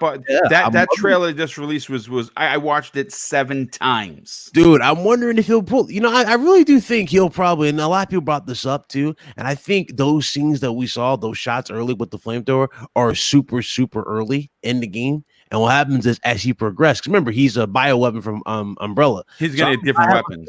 He has an inventory. So what I'm saying is, as you progress through the game, his inventory will change. So when he can't kill you with one, he'll bring out something else. Yeah, he'll bring the Gatling gun, possibly the rocket launcher. The final battle, right? For the final phase that he's in, he'll be more and more aggressive. Like we heard, the AI is legit more aggressive. He's more smarter. So I'm wondering if he can't go into select doors. Maybe they'll fix that issue. He'll break the walls. But as far as his other phase, I'm pretty damn sure that damn rocket launcher is coming back and it's going to be much more efficient. Yep. And them cutscenes are going to be crazy. It's probably going to have a targeting system now. You got to run. So I can't wait. Yeah, you got to maybe dive out of the way or something. We saw the tentacle come back in full effect. Again, I'm wondering if he'll kill. I don't think he kills zombies. He'll probably just move them out the way like he might. I mean, he might set them on fire because if they're annoying him, he's like, he'll. Yeah, he might shoot a rocket and like the rocket. You might be able to use that to like a strategical offense. That's probably why they're keeping tight-lipped on it. You can use that as strategical. Give him them hands. Take out like zombies for you by using like his rockets against them. So that'd be cool. But man, I can't wait. Sound like you hype, boy. You sound hype. I've been waiting for this. Is Resident Evil 2. Yeah. Wow, there's no alternate ending. I'm like, I really don't give a shit. No, dude, I'm on my 5th playthrough right now for Resident Evil 2. I will have, I just destroyed that game. I'm loving every minute of it. I appreciate this. And this is the golden, this is the golden age of Capcom right now. They're back. It is full effect. So you already know what's next. Code Veronica is next, from what I'm hearing. Yeah, I hope so. David knows is coming next now, don't you? Aside from the Resident Evil license. That Dino yeah, well, it's either going to be Animusha or Dino Crisis. We need a Dino Crisis in our life. If that Dino Crisis comes out, let me tell you, man, if I see Dino Crisis PS5 completely enhanced for especially Series X as well, and they show off Dino Crisis, and they re-show that scene with Hunter, you're quitting your job. Let me tell you, man, that's day one. Listen. Let me get over to King. But King, before I get to you, I have to catch up on these super chats. There's a lot of them coming in, and I do greatly appreciate the outstanding generosity this community continues to show. Basement Radio Arcade Podcast has a few here. Enrique says best place to experience Game Pass on PlayStation on the PC Master Race, and he follows up that with another one, which I believe was a $5 one, and he says. King, devs will squeeze juice out of console, but at a low to medium settings and low frame. PC Master Race wins once again. And Slow-Mo Backslap, thank you for being here. And of course, thank you for your generosity, dude. He says, PC Master Race buys games a year after the console launch, installs the game, plays with settings for 45 minutes, uploads screenshots to Twitter, and then uninstalls the game. And of course...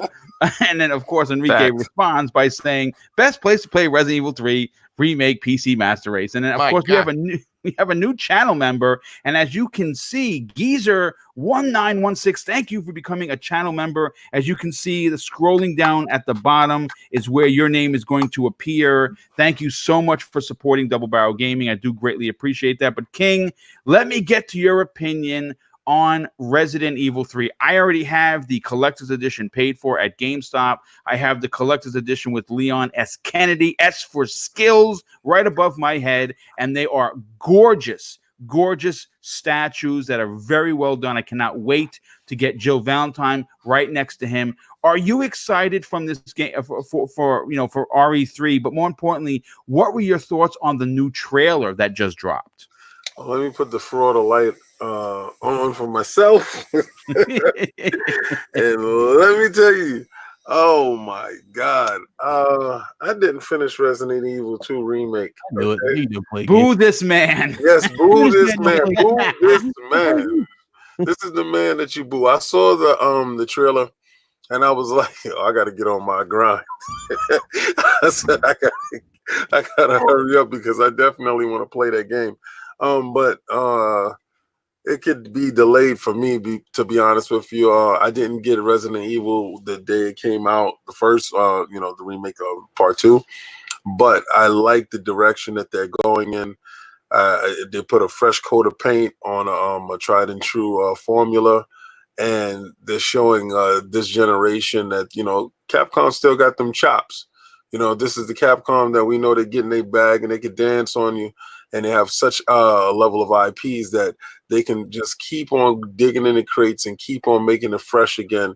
So I don't second guess the thought process with a lot of things, because when I was playing the Resident Evil 2, they cleared up a couple of things that didn't make sense the first time around to me, like how that guy crashed the truck and it tipped over. It was just like certain little things that I was like, wow, I always wondered that and didn't know that I wondered that, but they answered that for me because maybe they were wondering it too. And it was like, we're going to clear this stuff up. So is there going to be a lot of stuff cleared up in Resident Evil 3 if they don't have the mercenary stuff? I'm pretty sure that if the community screams loud enough, that they will be heard. And if they see that it's a viable thing, that they can make a lot of money off of it, because like they said, they're a company, they will put it in there. Because remember, they charged us for the damn the original announcer and the soundtrack for Resident Evil 2. It's just Resident Evil. You had to pay just to hear that in the game.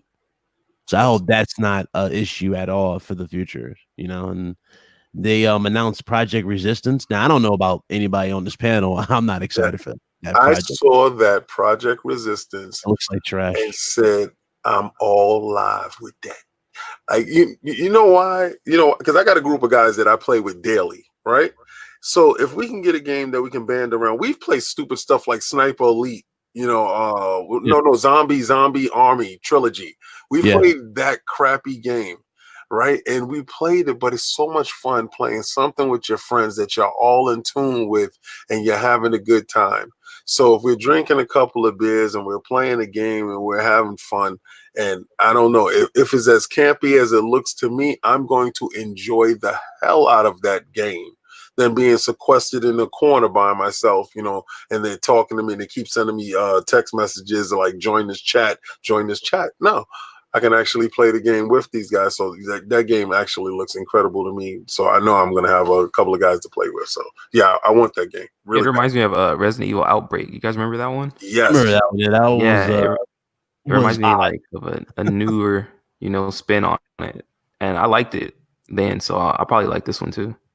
Yeah, because now we have faster internet and we have chat session. We can actually do more things. We're more versatile now than we were before. This is the Stone Age rhetoric that we were living by and going through. Those credos need to die. So when people see certain heads of companies leave, it's because they were holding on to old mantras that are antiquated, that doesn't work in this day and age. Everything is connected and everything should be connected. So trust me, if y'all don't like something, y'all heard something, they listen to Twitter. They listen. Yes, they sure do. Yep. And if you speak loud enough, if you want that mercenaries in there, and if it's bothering you that it's not there, get a little petition going. Takes nothing to do it, but do it. Was he in Resident Evil 3? Hey, do it the right way. Don't attack and be all crazy and radical. Right. Yeah, no, you got to do it the correct way. Nice. Yeah. That looks amazing. That looks absolutely amazing. What, Nemesis face? No, I'm looking at the next one that Boom put up in the chat. The Resident Evil 2 shot. Yeah, that's a. I pulled that off of Google. I don't know who the artist is, but I'm not sure if this came from Capcom or not. This is absolutely fantastic. But FC Vinyl, let me go to you next on this. Obviously Resident Evil 3. There's a trend happening with Capcom. This is a company that was on the brink of extinction in 2016, 2017. Their fortunes changed with the release and acceptance of Resident Evil 7. Now, me, myself, being a Resident Evil fan, I own every Biohazard from Japan. I own every American game. I have collectibles that you cannot find on the face of this earth other than in the trunk of my Resident Evil stuff, right? And I was a little on the fence with it. I was like, it's first person. I don't know. And they won me over because the story was great. It was Resident Evil, what we knew and loved about the franchise. It was scary as hell. And they have been basically hitting home runs every time they come to the plate. It looks and appears that they have once again done that. What are your thoughts on Resident Evil 3 Remake? For the fans of Resident Evil, I mean, it's great. I am too much of a chicken shit to even try to play Resident Evil, man. I ain't gonna be honest. I love it. I'm just gonna be completely honest. Like, man, I struggle playing those games. And then now it looks even better. Kudos to Capcom for what they're doing. But me personally, though, I think I kind of want them to stop making remakes, or at least start also adding new IPs along with the remakes, because I know it's successful for them, but I kind of want new games. We're getting to the nostalgia is great and all, but I want the industry to move forward. What else can they do with Resident Evil? Well, thinking 8's ahead. currently being worked on. Eight is being worked Well, on by the A team, and I think that this, these smaller titles, the remakes that they're doing, even though they're done in an incredible way, I think it gives them breathing room to get 8 right without having to rush for it, because people are playing other Resident Evil games, and at the same time hyping them for when Resident Evil 8 continues the story where 7 ended. Then that's a good point. It's also a good way to also boost, I guess, their coffers as well, because 2 did so well, and that could also help fund the new IPs. So with that, I'm for Capcom, but Resident Evil is not really my thing. I might try. Hopefully, it comes to Game Pass, man. I'll try with all the lights on during the midday with the sun all the way up. Everyone around the house, and if I play it like that, then I'm good to go. But by myself in the dark, man, nah, I kick rock. Yeah. That's great. I love it. He said that last time we was on here too. Yeah. I love the honesty, dude. I really appreciate that. So Shady, let me get your opinion on this. Obviously, Resident Evil 2 did very well financially. It did extremely well critically. It's currently sitting at a 93 meta, which is incredible. A lot of people didn't agree that it should have been on the list for Game of the Year because it's a remake. I 100% disagree, because it's not just slapping some paint on an old game. This was remade from the ground up. It was made scary. Like a new game. Yes, yeah, I absolutely agree, and I think what they've done with it is prove that you can take an older game and remake it with love and care, and prove to the fan base that they know how to do that. And what I loved about what Capcom did is they respected the fan, and they welcomed in new ones. What were your thoughts on Resident 2? But more importantly, are you excited for Resident 3? Oh, I think he's muted. Okay, well, are you there, Shady? I am. I didn't know we were going with me. Sorry there. Oh, okay. Yes, no. I think it looks fantastic. Resident Evil 2, as I've spoken many times, I think set the bar on what should be a remake. Like, it's fine when you're doing these like quick remasters from one gen to the other, and it's just an up-res, but they got to come out cheap. Whereas something like this, I had no problem paying full price at launch. It was like a full-on, like you said, a totally new game that had a story that I'm familiar with, and I'm completely fine with that. We had incredible IP in the past, but didn't have the tech to fully realize them. I mean, they were great at the time because there was nothing better, but seeing those old stories retold in today's video game world, I think would be fantastic, but they have to be done good. And I believe that Capcom has really put out the blueprint on doing it. Resident Evil 2 was incredible. Like King, I didn't beat it. Boo me, all you need to, but I loved it, man. I restarted that game. I've restarted like 6 times because every time a new buddy comes over and I kind of show them, and the intro is incredible. So I just restart the game and play the first maybe hour and a half, and half the time they go back and pick it up themselves. But I love it. I love killing the zombies. I absolutely adore it, and I think they did such a good job. Too, by the way. What's that? Not speed running, because remember a lot of dudes did the speed runs Resident Evil 2 remake. I think that's gonna be a factor for 3 for any any weapons like infinite ammo weapons and whatnot. I wonder if they're gonna bring that back. Oh yeah, where you get unlock kind of like the perks for doing different things while you play. That'd be cool. That'd be cool. Like I'm not bummed out that they're removing stuff, but that being said, I'm admittedly not the hugest RE3 fan. That was kind of my most forgettable of the games that I did play and beat. But it had some great elements that I do recall. Of course, the Nemesis guy himself being one of them. So I look forward to seeing what they bring. I loved how they said like it's going to be more action oriented because like I love killing those zombies. It was just one of my favorite things to do over the last year was shoot up the zombies, man. So I'm hyped for this game, and it's coming pretty quick. So that's sweet. Oh, and that multiplayer mode, I had zero interest when we kind of thought it was a standalone thing. But now that it's included, I'll give it a shot. I mean, I think it was Skill Up that said that it plays just like the single player does. The gun plays the same and stuff. So if that's the case, you're just playing with 4 people. Yeah, as long as the gameplay is tight, I will certainly give it a shot because I absolutely adore multiplayer, and it could be good, but it could be lame. I mean, if you got a lame Nemesis there that's just, I don't know, packing hallways with liquors all the time, and that's all it is, it's just kind of like, come on, man. You got to be creative. If you have a creative Nemesis there that you're going up against, I think it could be a lot of fun. More fun when you're playing with all your buddies and not randos, of course. But yeah, I think it's going to be good. I absolutely agree, and thank you for that because that actually makes a lot of sense. Especially if you're playing with buddies, you're definitely going to want to have something more than just a bunch of baddies thrown at you. It's like Evolve, right? Like some of these games, I'm convinced when the developers are making them, of course they're playing in-house in the offices after work on their lunch hours while they're developing it, what have you. They know everybody. They can hear each other yelling and swearing from across the hall. It's a totally different experience when you're doing that with your friends and all that's going on than when I'm just playing with Joe Blow over Xbox and he's playing like a total loser, or he's camping something or whatever, what have you, not doing what he needs to. I find I get frustrated really quick with the randoms, whereas with my buddies, I'm more willing to like take the moment and teach them or just laugh it off. So I think there's a disconnect between the devs when they make modes like this or games specifically like this. When they release it to the public, we're not in an office setting playing with our best friends at all times. A lot of us are playing with randoms a lot. So I hope that it works out and it's just bolted onto the game. So I'll take it. No, that's a great point. And closing out this particular topic, I want to go to Super G. What are your thoughts on the new Resident Evil 3? Did you get a chance to see the new trailer that dropped only a couple of days ago? And are you excited to play one of 2020's biggest games? Yeah, man, I'm super excited. I seen that trailer. I loved it. I love 2. And 2 did something like really great to me.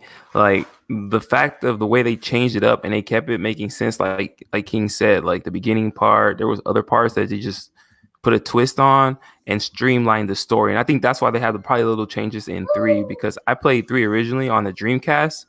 And I didn't finish it. So I'm gonna take the time and finish it this time around. I'm hyped for it. Yeah. I can't wait. Nice. Yeah. I mean, listen, it's definitely going to be I think it's going to surprise a lot of people. And I honestly cannot wait for it. Real quick, I have to thank a couple of people before we move on to the last topic of the day, which is going to be talking about Doom. Doom Eternal looks like it's going to do a lot of really cool things. We're going to get to that in just a second. And I just want to bring up some Doom footage real quick. Obviously, here's the collector's edition. I already have it paid for. I cannot wait to wear that helmet and run around the house in my underwear, talking about I'm the Doom Slayer. Let's see whether or not I take pictures and put that on video.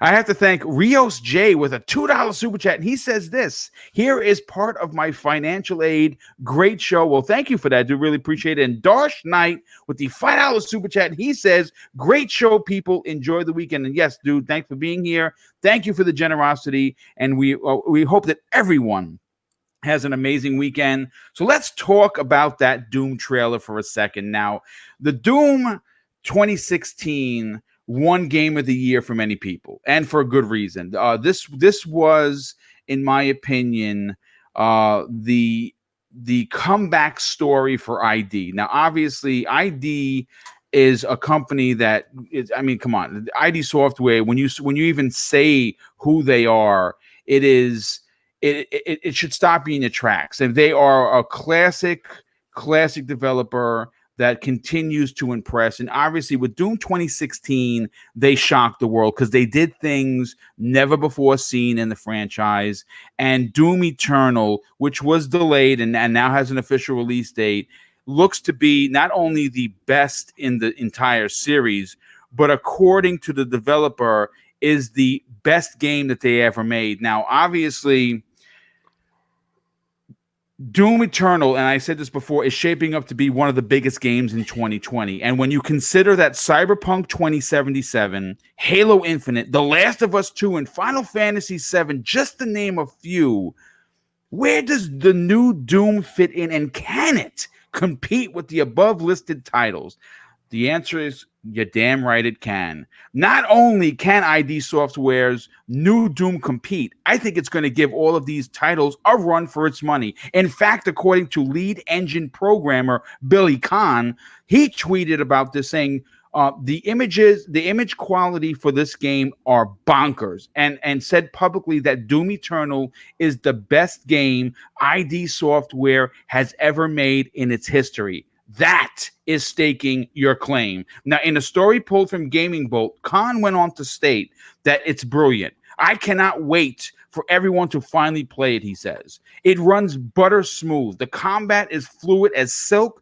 ID Tech 7 is pushing so much geometric detail, it's insane. The image quality is bonkers. Get excited. Thus far, it's hard to really debate anything. And I'm going to bring up some screenshots that I pulled that will prove his exact point. I mean, take a look at some of this stuff. That is screen caught from the game, and that looks just ridiculous. And I'm going to go to Shady first on this because he is our biggest Doom fan, and I know he's going to have a lot to say. Shady, when you see these screenshots, when you hear one of the lead programmer saying that this is the best game that we've ever made, and obviously, sure, there's some bias there because he's a part of the team that made this game, but when you see these kinds of screenshots, what are your expectations for Doom 2020? Against all the evil hell can conjure, all the wickedness mankind can produce, we will send unto them only you. The hair on my body was sticking straight up. I was like a porcupine, man. Doom as a franchise for me is my favorite franchise of all time. id Software they made me the gamer I am today. I've always been a gamer since like before I could talk, basically. I've got video of me playing games and I don't remember that happening, but it's there. So it went down.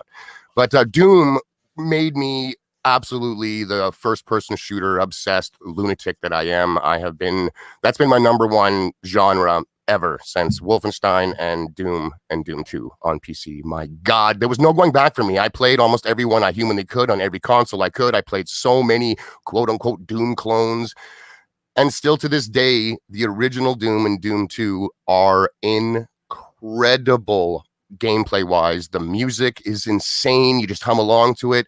I adore it, man. It's an old school game where you load up the level that you love, you go in there and you just kick ass. And I mean, it's violent as hell. And I love that type of stuff. And Doom 2016 pulled absolutely no punches in that department. You're ripping demons limb from limb, spines hanging out, punching holes in them, blowing gibs all over the place. It was savage. And I absolutely loved it. The gameplay was incredible. It embraced everything about being a video game before it tried to tell its story. And that's what I like about a great video game is you can have a story. It can be fantastic even be pretty heavy, like cutscenes and stuff like that.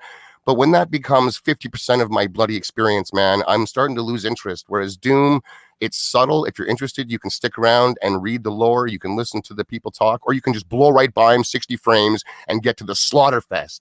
So I'm so excited for this. I was bummed when it was delayed, but knowing id, I was totally fine because they were delaying it for the right reasons, and that was to launch it absolutely perfect. The only thing I'm seeing here that it's missing is cooperative campaign. I would kill for that. I love campaign co-op, and Doom was one of the first games I ever played it in. So I wish it was in this new one, man. But it's not. But hey, what are you going to do? Because Doom 2016 might be my game of the gen. I think it is just the rawest, most in-your-face, hardcore video game, like first-person shooter video game there is. And I think that the only game that can top it is this one. Like, it's unfortunate that it's coming out this year because it's going to take my crown. It's going to beat Cyberpunk, and it's going to beat Halo of all games. Otherwise, I'm pretty sure Halo likely would have been my game of the year.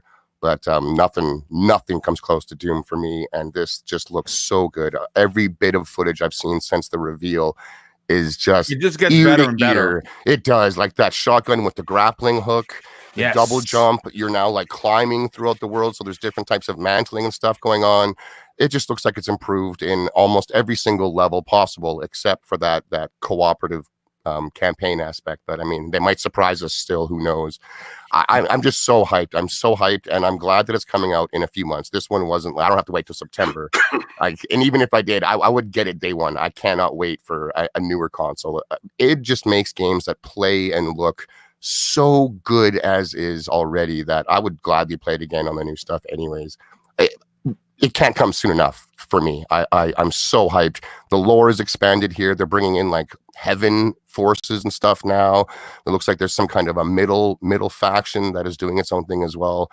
I'm hyped, man. We're going to be on Earth. Some of the graphics they've shown in that trailer where the building with the plane finally getting to Earth, man. You're going to be running around Paris cool. from what we've seen. There's a few other big landmarks that they showed in trailers. It's going to be interesting to see if they open up the world a little bit.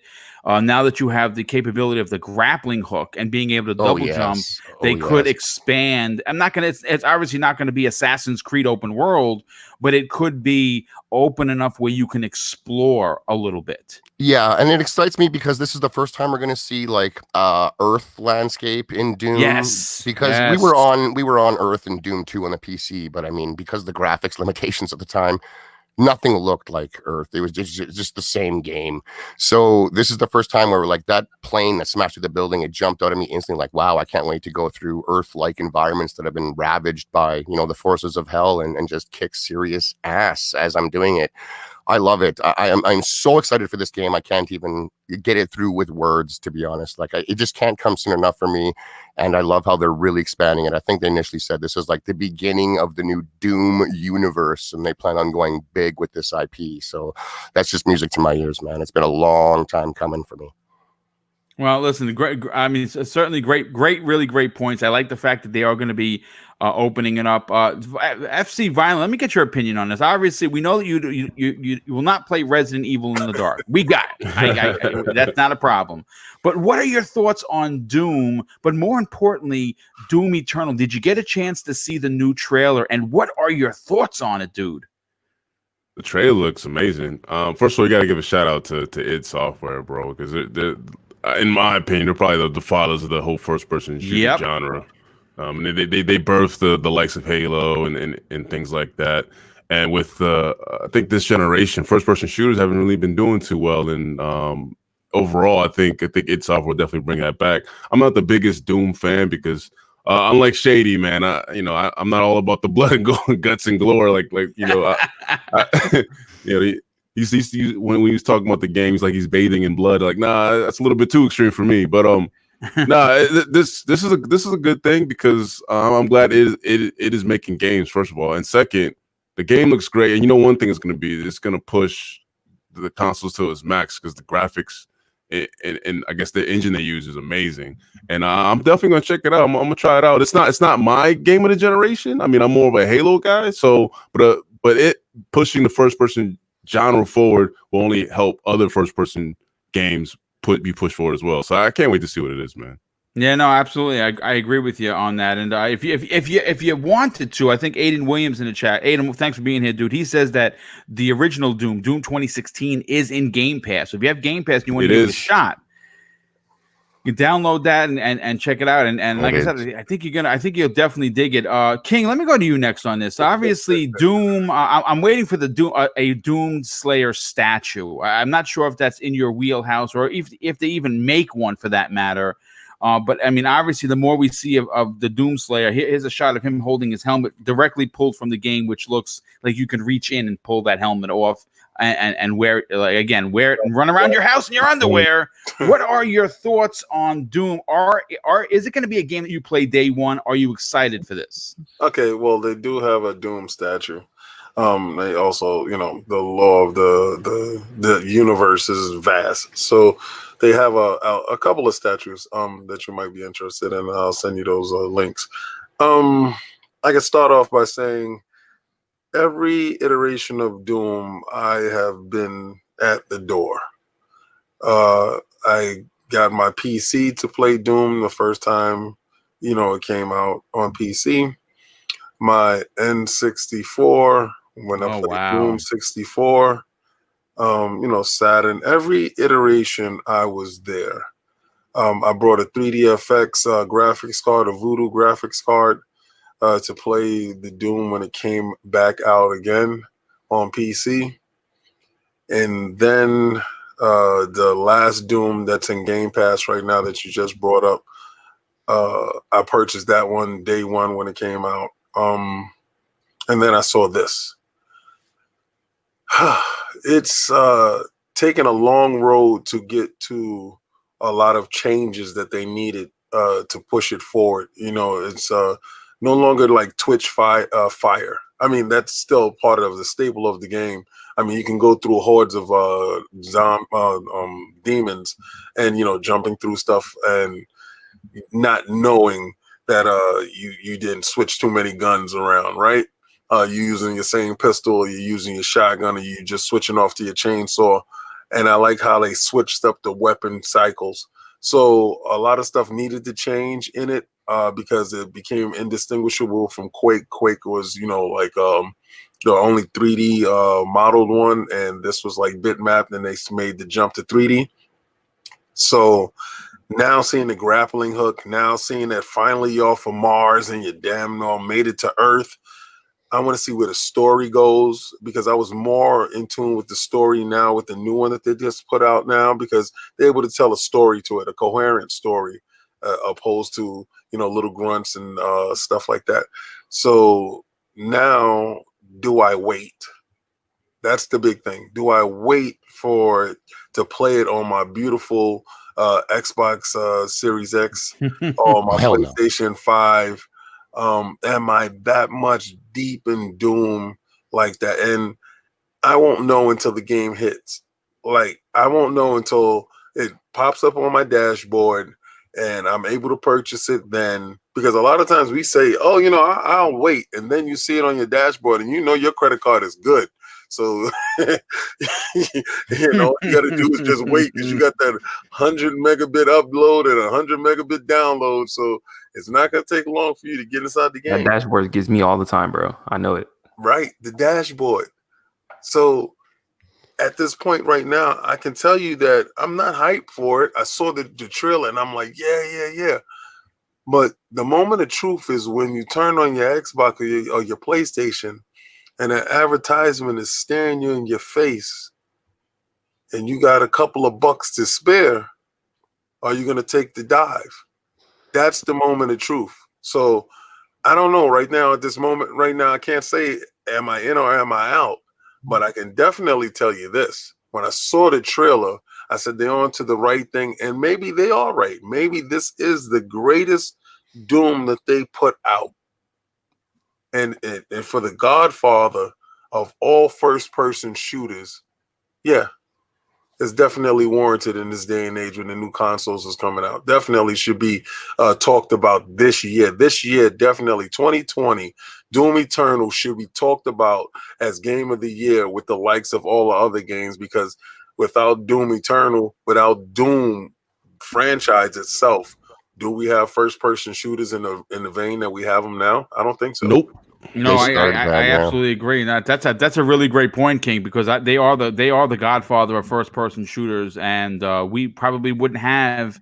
We may not even know what an FPS game is if it wasn't for Doom. So yes, I absolutely agree. They And set to that see, bar high right out the gate. And I just really wanted to say quick, I love how this game is pushing the Doom game forward. The whole thing is going in the future still and advancing, but at the same time they're like doubling or even tripling down on the retro look of everything, from the guns to the monsters.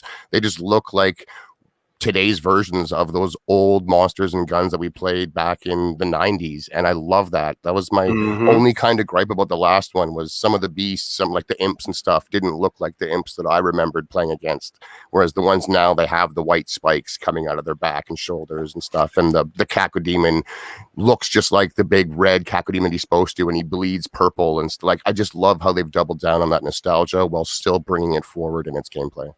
No, actually, great point. Let me go to Super G on this one.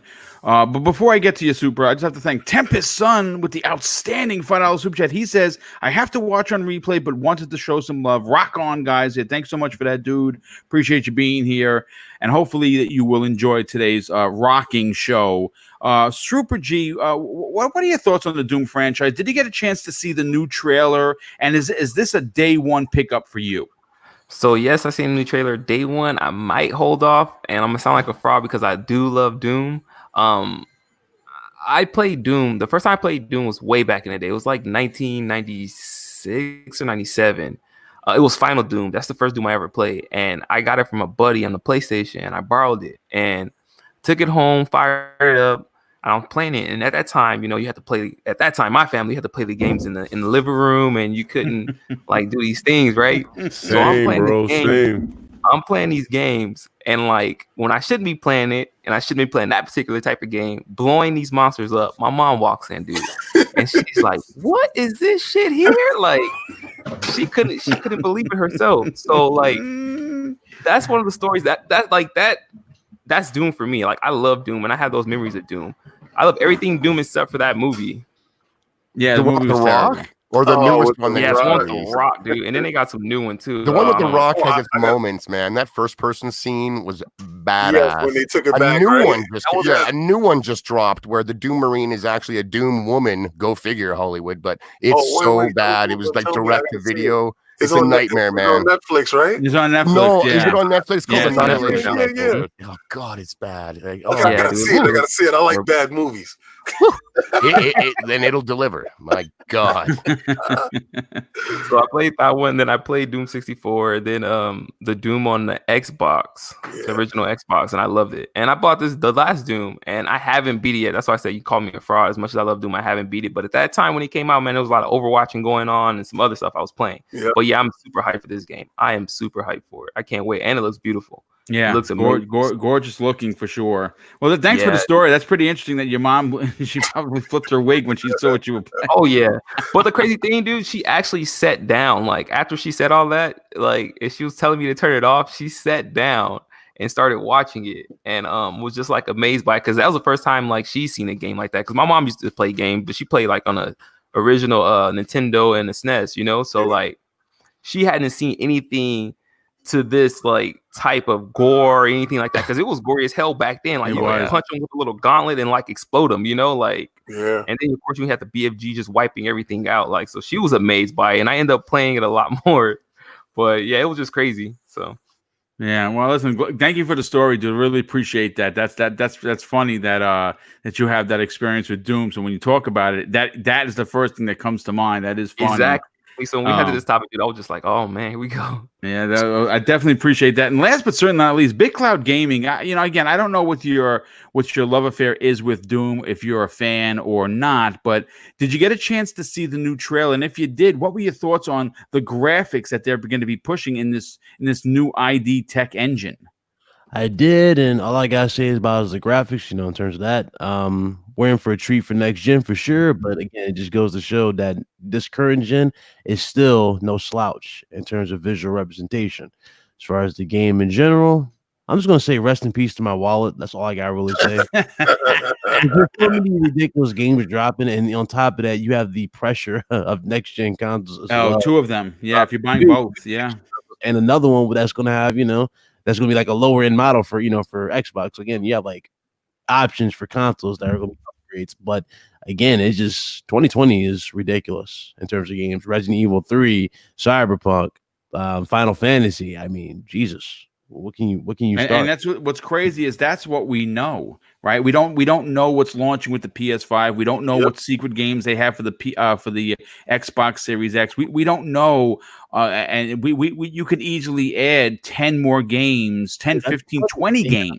Horizon reveal for next month. Like they just show Horizon Zero Dawn, not necessarily gameplay, like it's a video. Horizon Zero. I hope so. I'm excited, dude. That is so symbolic because the whole thing with the game possibly going to PC right now. And they go, hey, here's part 2, and then fucking what else we got? Because Last of Us 2 is for sure going to be a tech demo used for PS5, definitely. Like they're going to take advantage of the haptic triggers with the bow and arrow. So again, a lot of possibilities.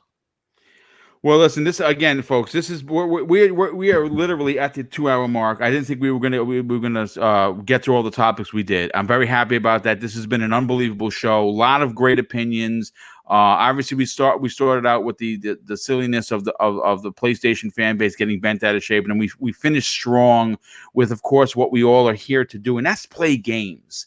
And I kind of just want to close out with something before I get into the intros. Yesterday, I was a little bit out of character. I dropped a couple of F-bombs because there was a particular person, which I will not name, I will not embarrass or shame anybody, that had some pretty nasty things to say in the chat. And one of the things if you want to come and you want to give your opinion on any show, not just my show, on any show, you're, at least in this house, your opinion is valid. Okay, I will respect your opinion. I may not agree with your opinion, and that's the best thing about these talk shows, because we can talk about it. But when you start calling names, when you start harassing the chat, when you start saying derogatory things to the panel members, that is where I'm going to shut you down. And I'm going to refrain from, using any curses, because yesterday was a bit of out of character. I try to keep the show PG-13. And there are F-bombs, and we are adults, and that's fine. This is an adult program, and if you want to drop it in your part of the panel member, that's fine. There's no, I'm not going to slap your hand or anything, but I will not, and I refuse. I want to repeat this. I absolutely will not sit back as a content creator that puts a significant amount of time of my life from playing games and spending time with my family to write these shows, to have some a-hole come in and just be that. So if you get banned, don't be surprised, because I'm just not even going to say anything anymore. I'm not going to stop the show, and I'm not going to say anything. I'm just going to simply put you on the pay no mind list, which I've done with quite a few people. And I will be adding some people that I trust as moderators, that if they see this kind of shenanigans, they will have full authority to completely just ban someone, and that's going to be the end of the story. So just fair warning. And this goes for any show you tune into. Don't come to be that guy or girl. Don't be that person that people want to punch in the face. Because no, I mean serious. I mean, you can, obviously we're all content creators today. Yeah, I mean, listen, we're all content creators. We all work really hard. We're all fans, and we just want to play games. But at the same time, we want to talk about the game and the industry that we love. So, again, don't be that person that comes to someone's show that they worked really hard on and be a D-bag. Don't do that. Please don't be that person. Be better. Hashtag be better 2020, and hashtag be an adult, for Christ's sake. But let's start with the outros, and I'm just going to go with King. King, obviously, you guys have your show coming up this Sunday morning, or actually Sunday afternoon. It's 1:00 now that the NFL is over, or pretty much over. Do me a favor, tell everyone they can follow you on Twitter, but more importantly, check out some of the stuff you got going on in the background. Okay, you can follow me on Twitter at King David OTW, and also at Iron Lords Podcast, Sundays at 1 p.m. LordsofGaming.net is the website. That's where you can get the merch, the Teespring stores. Who did that for you? Throw them in the bushes, fraud alert, stuff like that. Also, you can look at KOS. That's King of the Statues. Right now, I got a custom Loki statue made from Zion Art. It's one of 50 statues in the world. I happen to have, I think, is number 36, I believe. Wow. It lights up. The chessboard lights up as a concept art statue. So that means they took a 2D picture and they made it into a 3D reality, which is insane. Is that the Marvel Cinematic Universe Loki, or is it a... No, that's the comic accurate Loki. Oh, okay. Not the weaker one, the 2000 Loki, where he's a little bit more muscular. Because they thought that it's a whole lot more important to have a muscular guy fighting another muscular guy, opposed to having some weak, shriveled up dude trying to go after this this muscular dude. I love the take on him. I think the face is comic accurate. The horns is incredible. It's just one of my best statues that I got. I'm really connected with the guys at Zion Art. I have another statue that's on pre-order with those guys, a Bloody Wolverine fighting ninjas on the rooftop. Yeah. When you see that statue, if you are a Wolverine fan, be prepared to go to war with me to try to get that statue. Yeah, dude, I know that issue too, the comic. I know that one with the ninjas.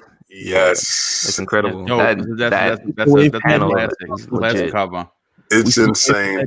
But please continue to support Boom. Boom is a great guy. If you love him here, you'll love him in person. Boom is a fantastic individual, and I'm proud again this year that he will be out with us at the compound because Boom is family and Fridays is home. So anytime he calls, I come a running. And Big Cloud is here, Shady's here, Super G, that's my dude. FC Violent, that's the guy right there. He keeps it 100%. He said, I am not playing them scary games. That was great. And I think it's absolutely hilarious because you look at him, he looks like he's rough and tumble. We can ready to get this done, but he's like, nah, I'm not doing that Resident Evil, bro. Like, David, because you got a big backlog, Rich Wells, like I do. I backlog like it's not even playing. Yeah, thank God for xCloud. I'm gonna get it done. Yeah, absolutely. Well, thanks, King David. Thank you for being here. Looking forward to Sunday's show. I know that you're going to have a lot to be talking about. There's going to be a lot of ponies. They're going to be chewing on some carrots while they're listening and being upset about maybe you may get a horseshoe thrown your way. So watch out. Break out that fraud light. As FC Violent, let me get into your intro, dude. First of all, thanks so much for taking the time to be here. Do greatly appreciate you sparing 2 hours to hang out with us and talk games. Do me a favor, tell everyone where they can follow you on Twitter, but also talk about your show and where they can sign up to be a part of your program. Appreciate it, man. Again, thank you again for Boom for having me on the show. It's always a blast, man. Nothing better than waking up with breakfast with Boom, man. So you can follow me on Twitter, FC_Violent. I speak my mind, man. So you're gonna get me at 100%. I put a lot of people in their places, as Lord King says. I throw them in the bushes as well. Let me see here. So on my YouTube channel, I have a podcast on Mondays, right before Boom, about an hour before Vitamin G Gaming Podcast. Definitely check it out. I have a whole roster of folks on there, man, from the PC side, from Nintendo, from PlayStation, man. We just get up there and we just cut up, man. We just talk, but we mainly talk about games, though. We keep it 100. We talk a lot about games. That's what it's games about. Games that are not highlighted as much, even on the PlayStation side. Now, we talk about, I think last week, next week, we'll be talking about Death Stranding. So, an Xbox guy normally, but I'll be playing that and talking about that. So, definitely follow me there and subscribe.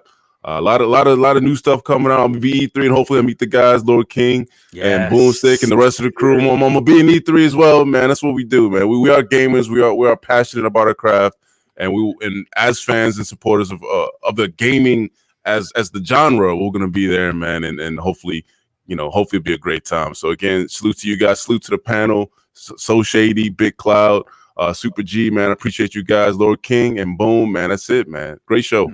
Well, thank you for being here once again. And of course, So Shady, why don't you do me a favor and tell everyone that if they want to hear the raw Shady and follow him on Twitter, where can they do that? And will you be guest appearing on any other shows that are upcoming? And not a problem, Boom. And don't beat yourself up over that last show. I watched it. I heard it. I also loved it. I loved seeing Boom Banner Hulk the fuck out and just let him have it, man. To be honest, I mean, if anyone's seen Randall Thor's last video, we had Randall, people have it. Macho Man Savage in the house, man. I like to see it, dude. To be honest, as an Xbox primary gamer, I own all consoles. I always have.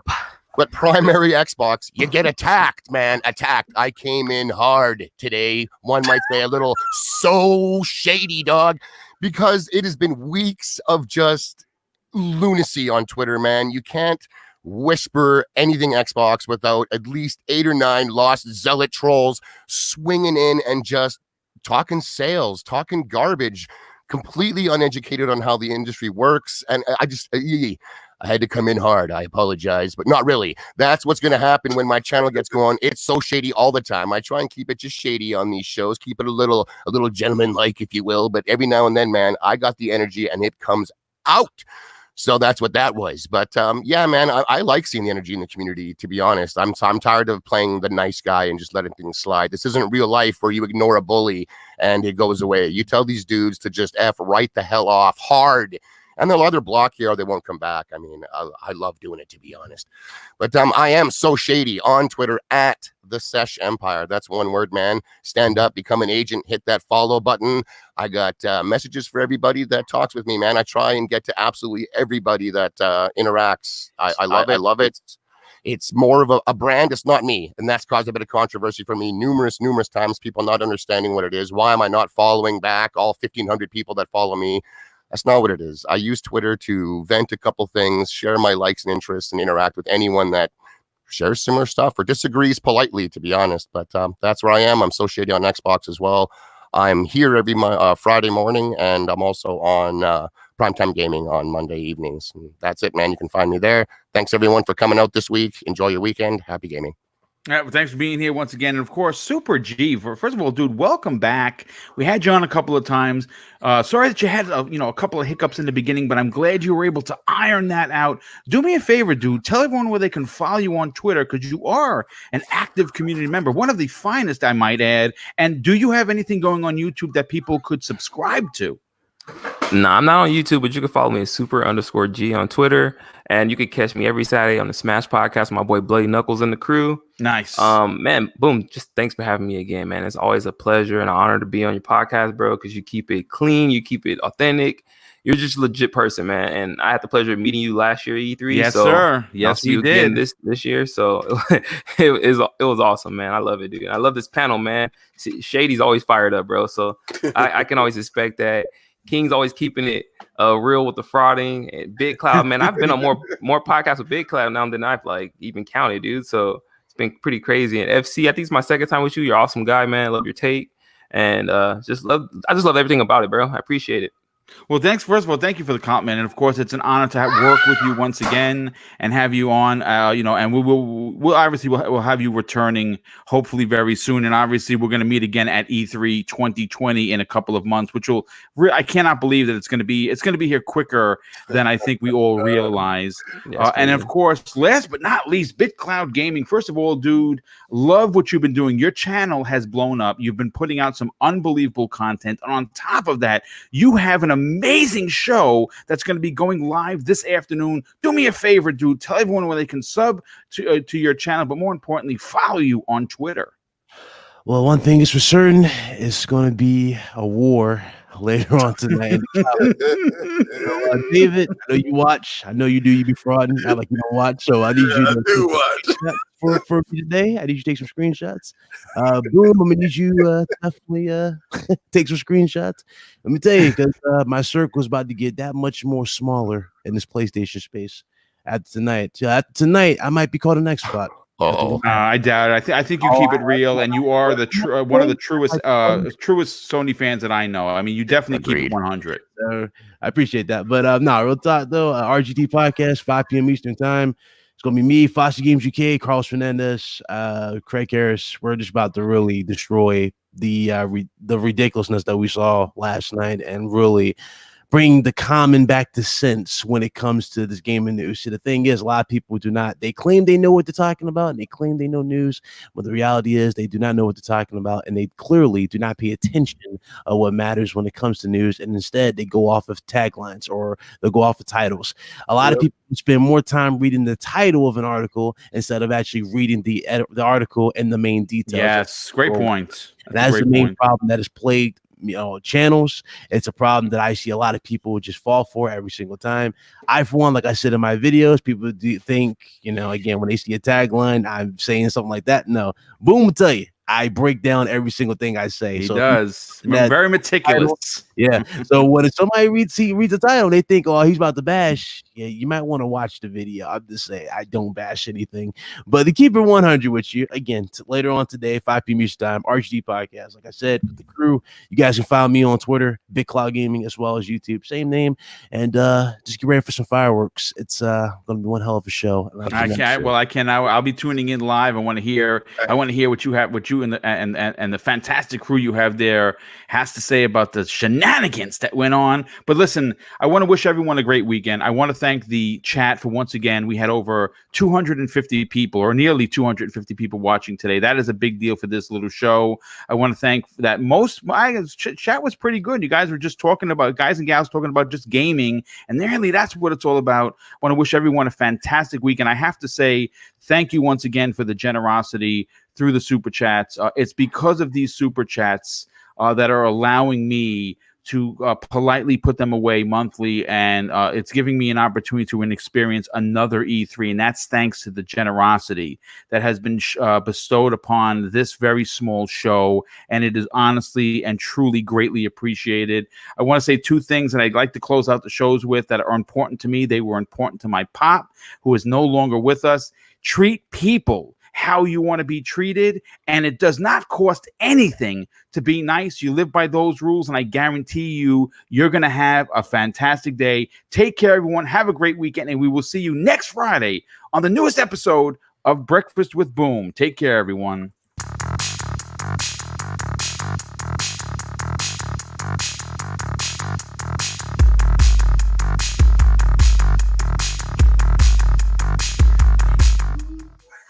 Sweet.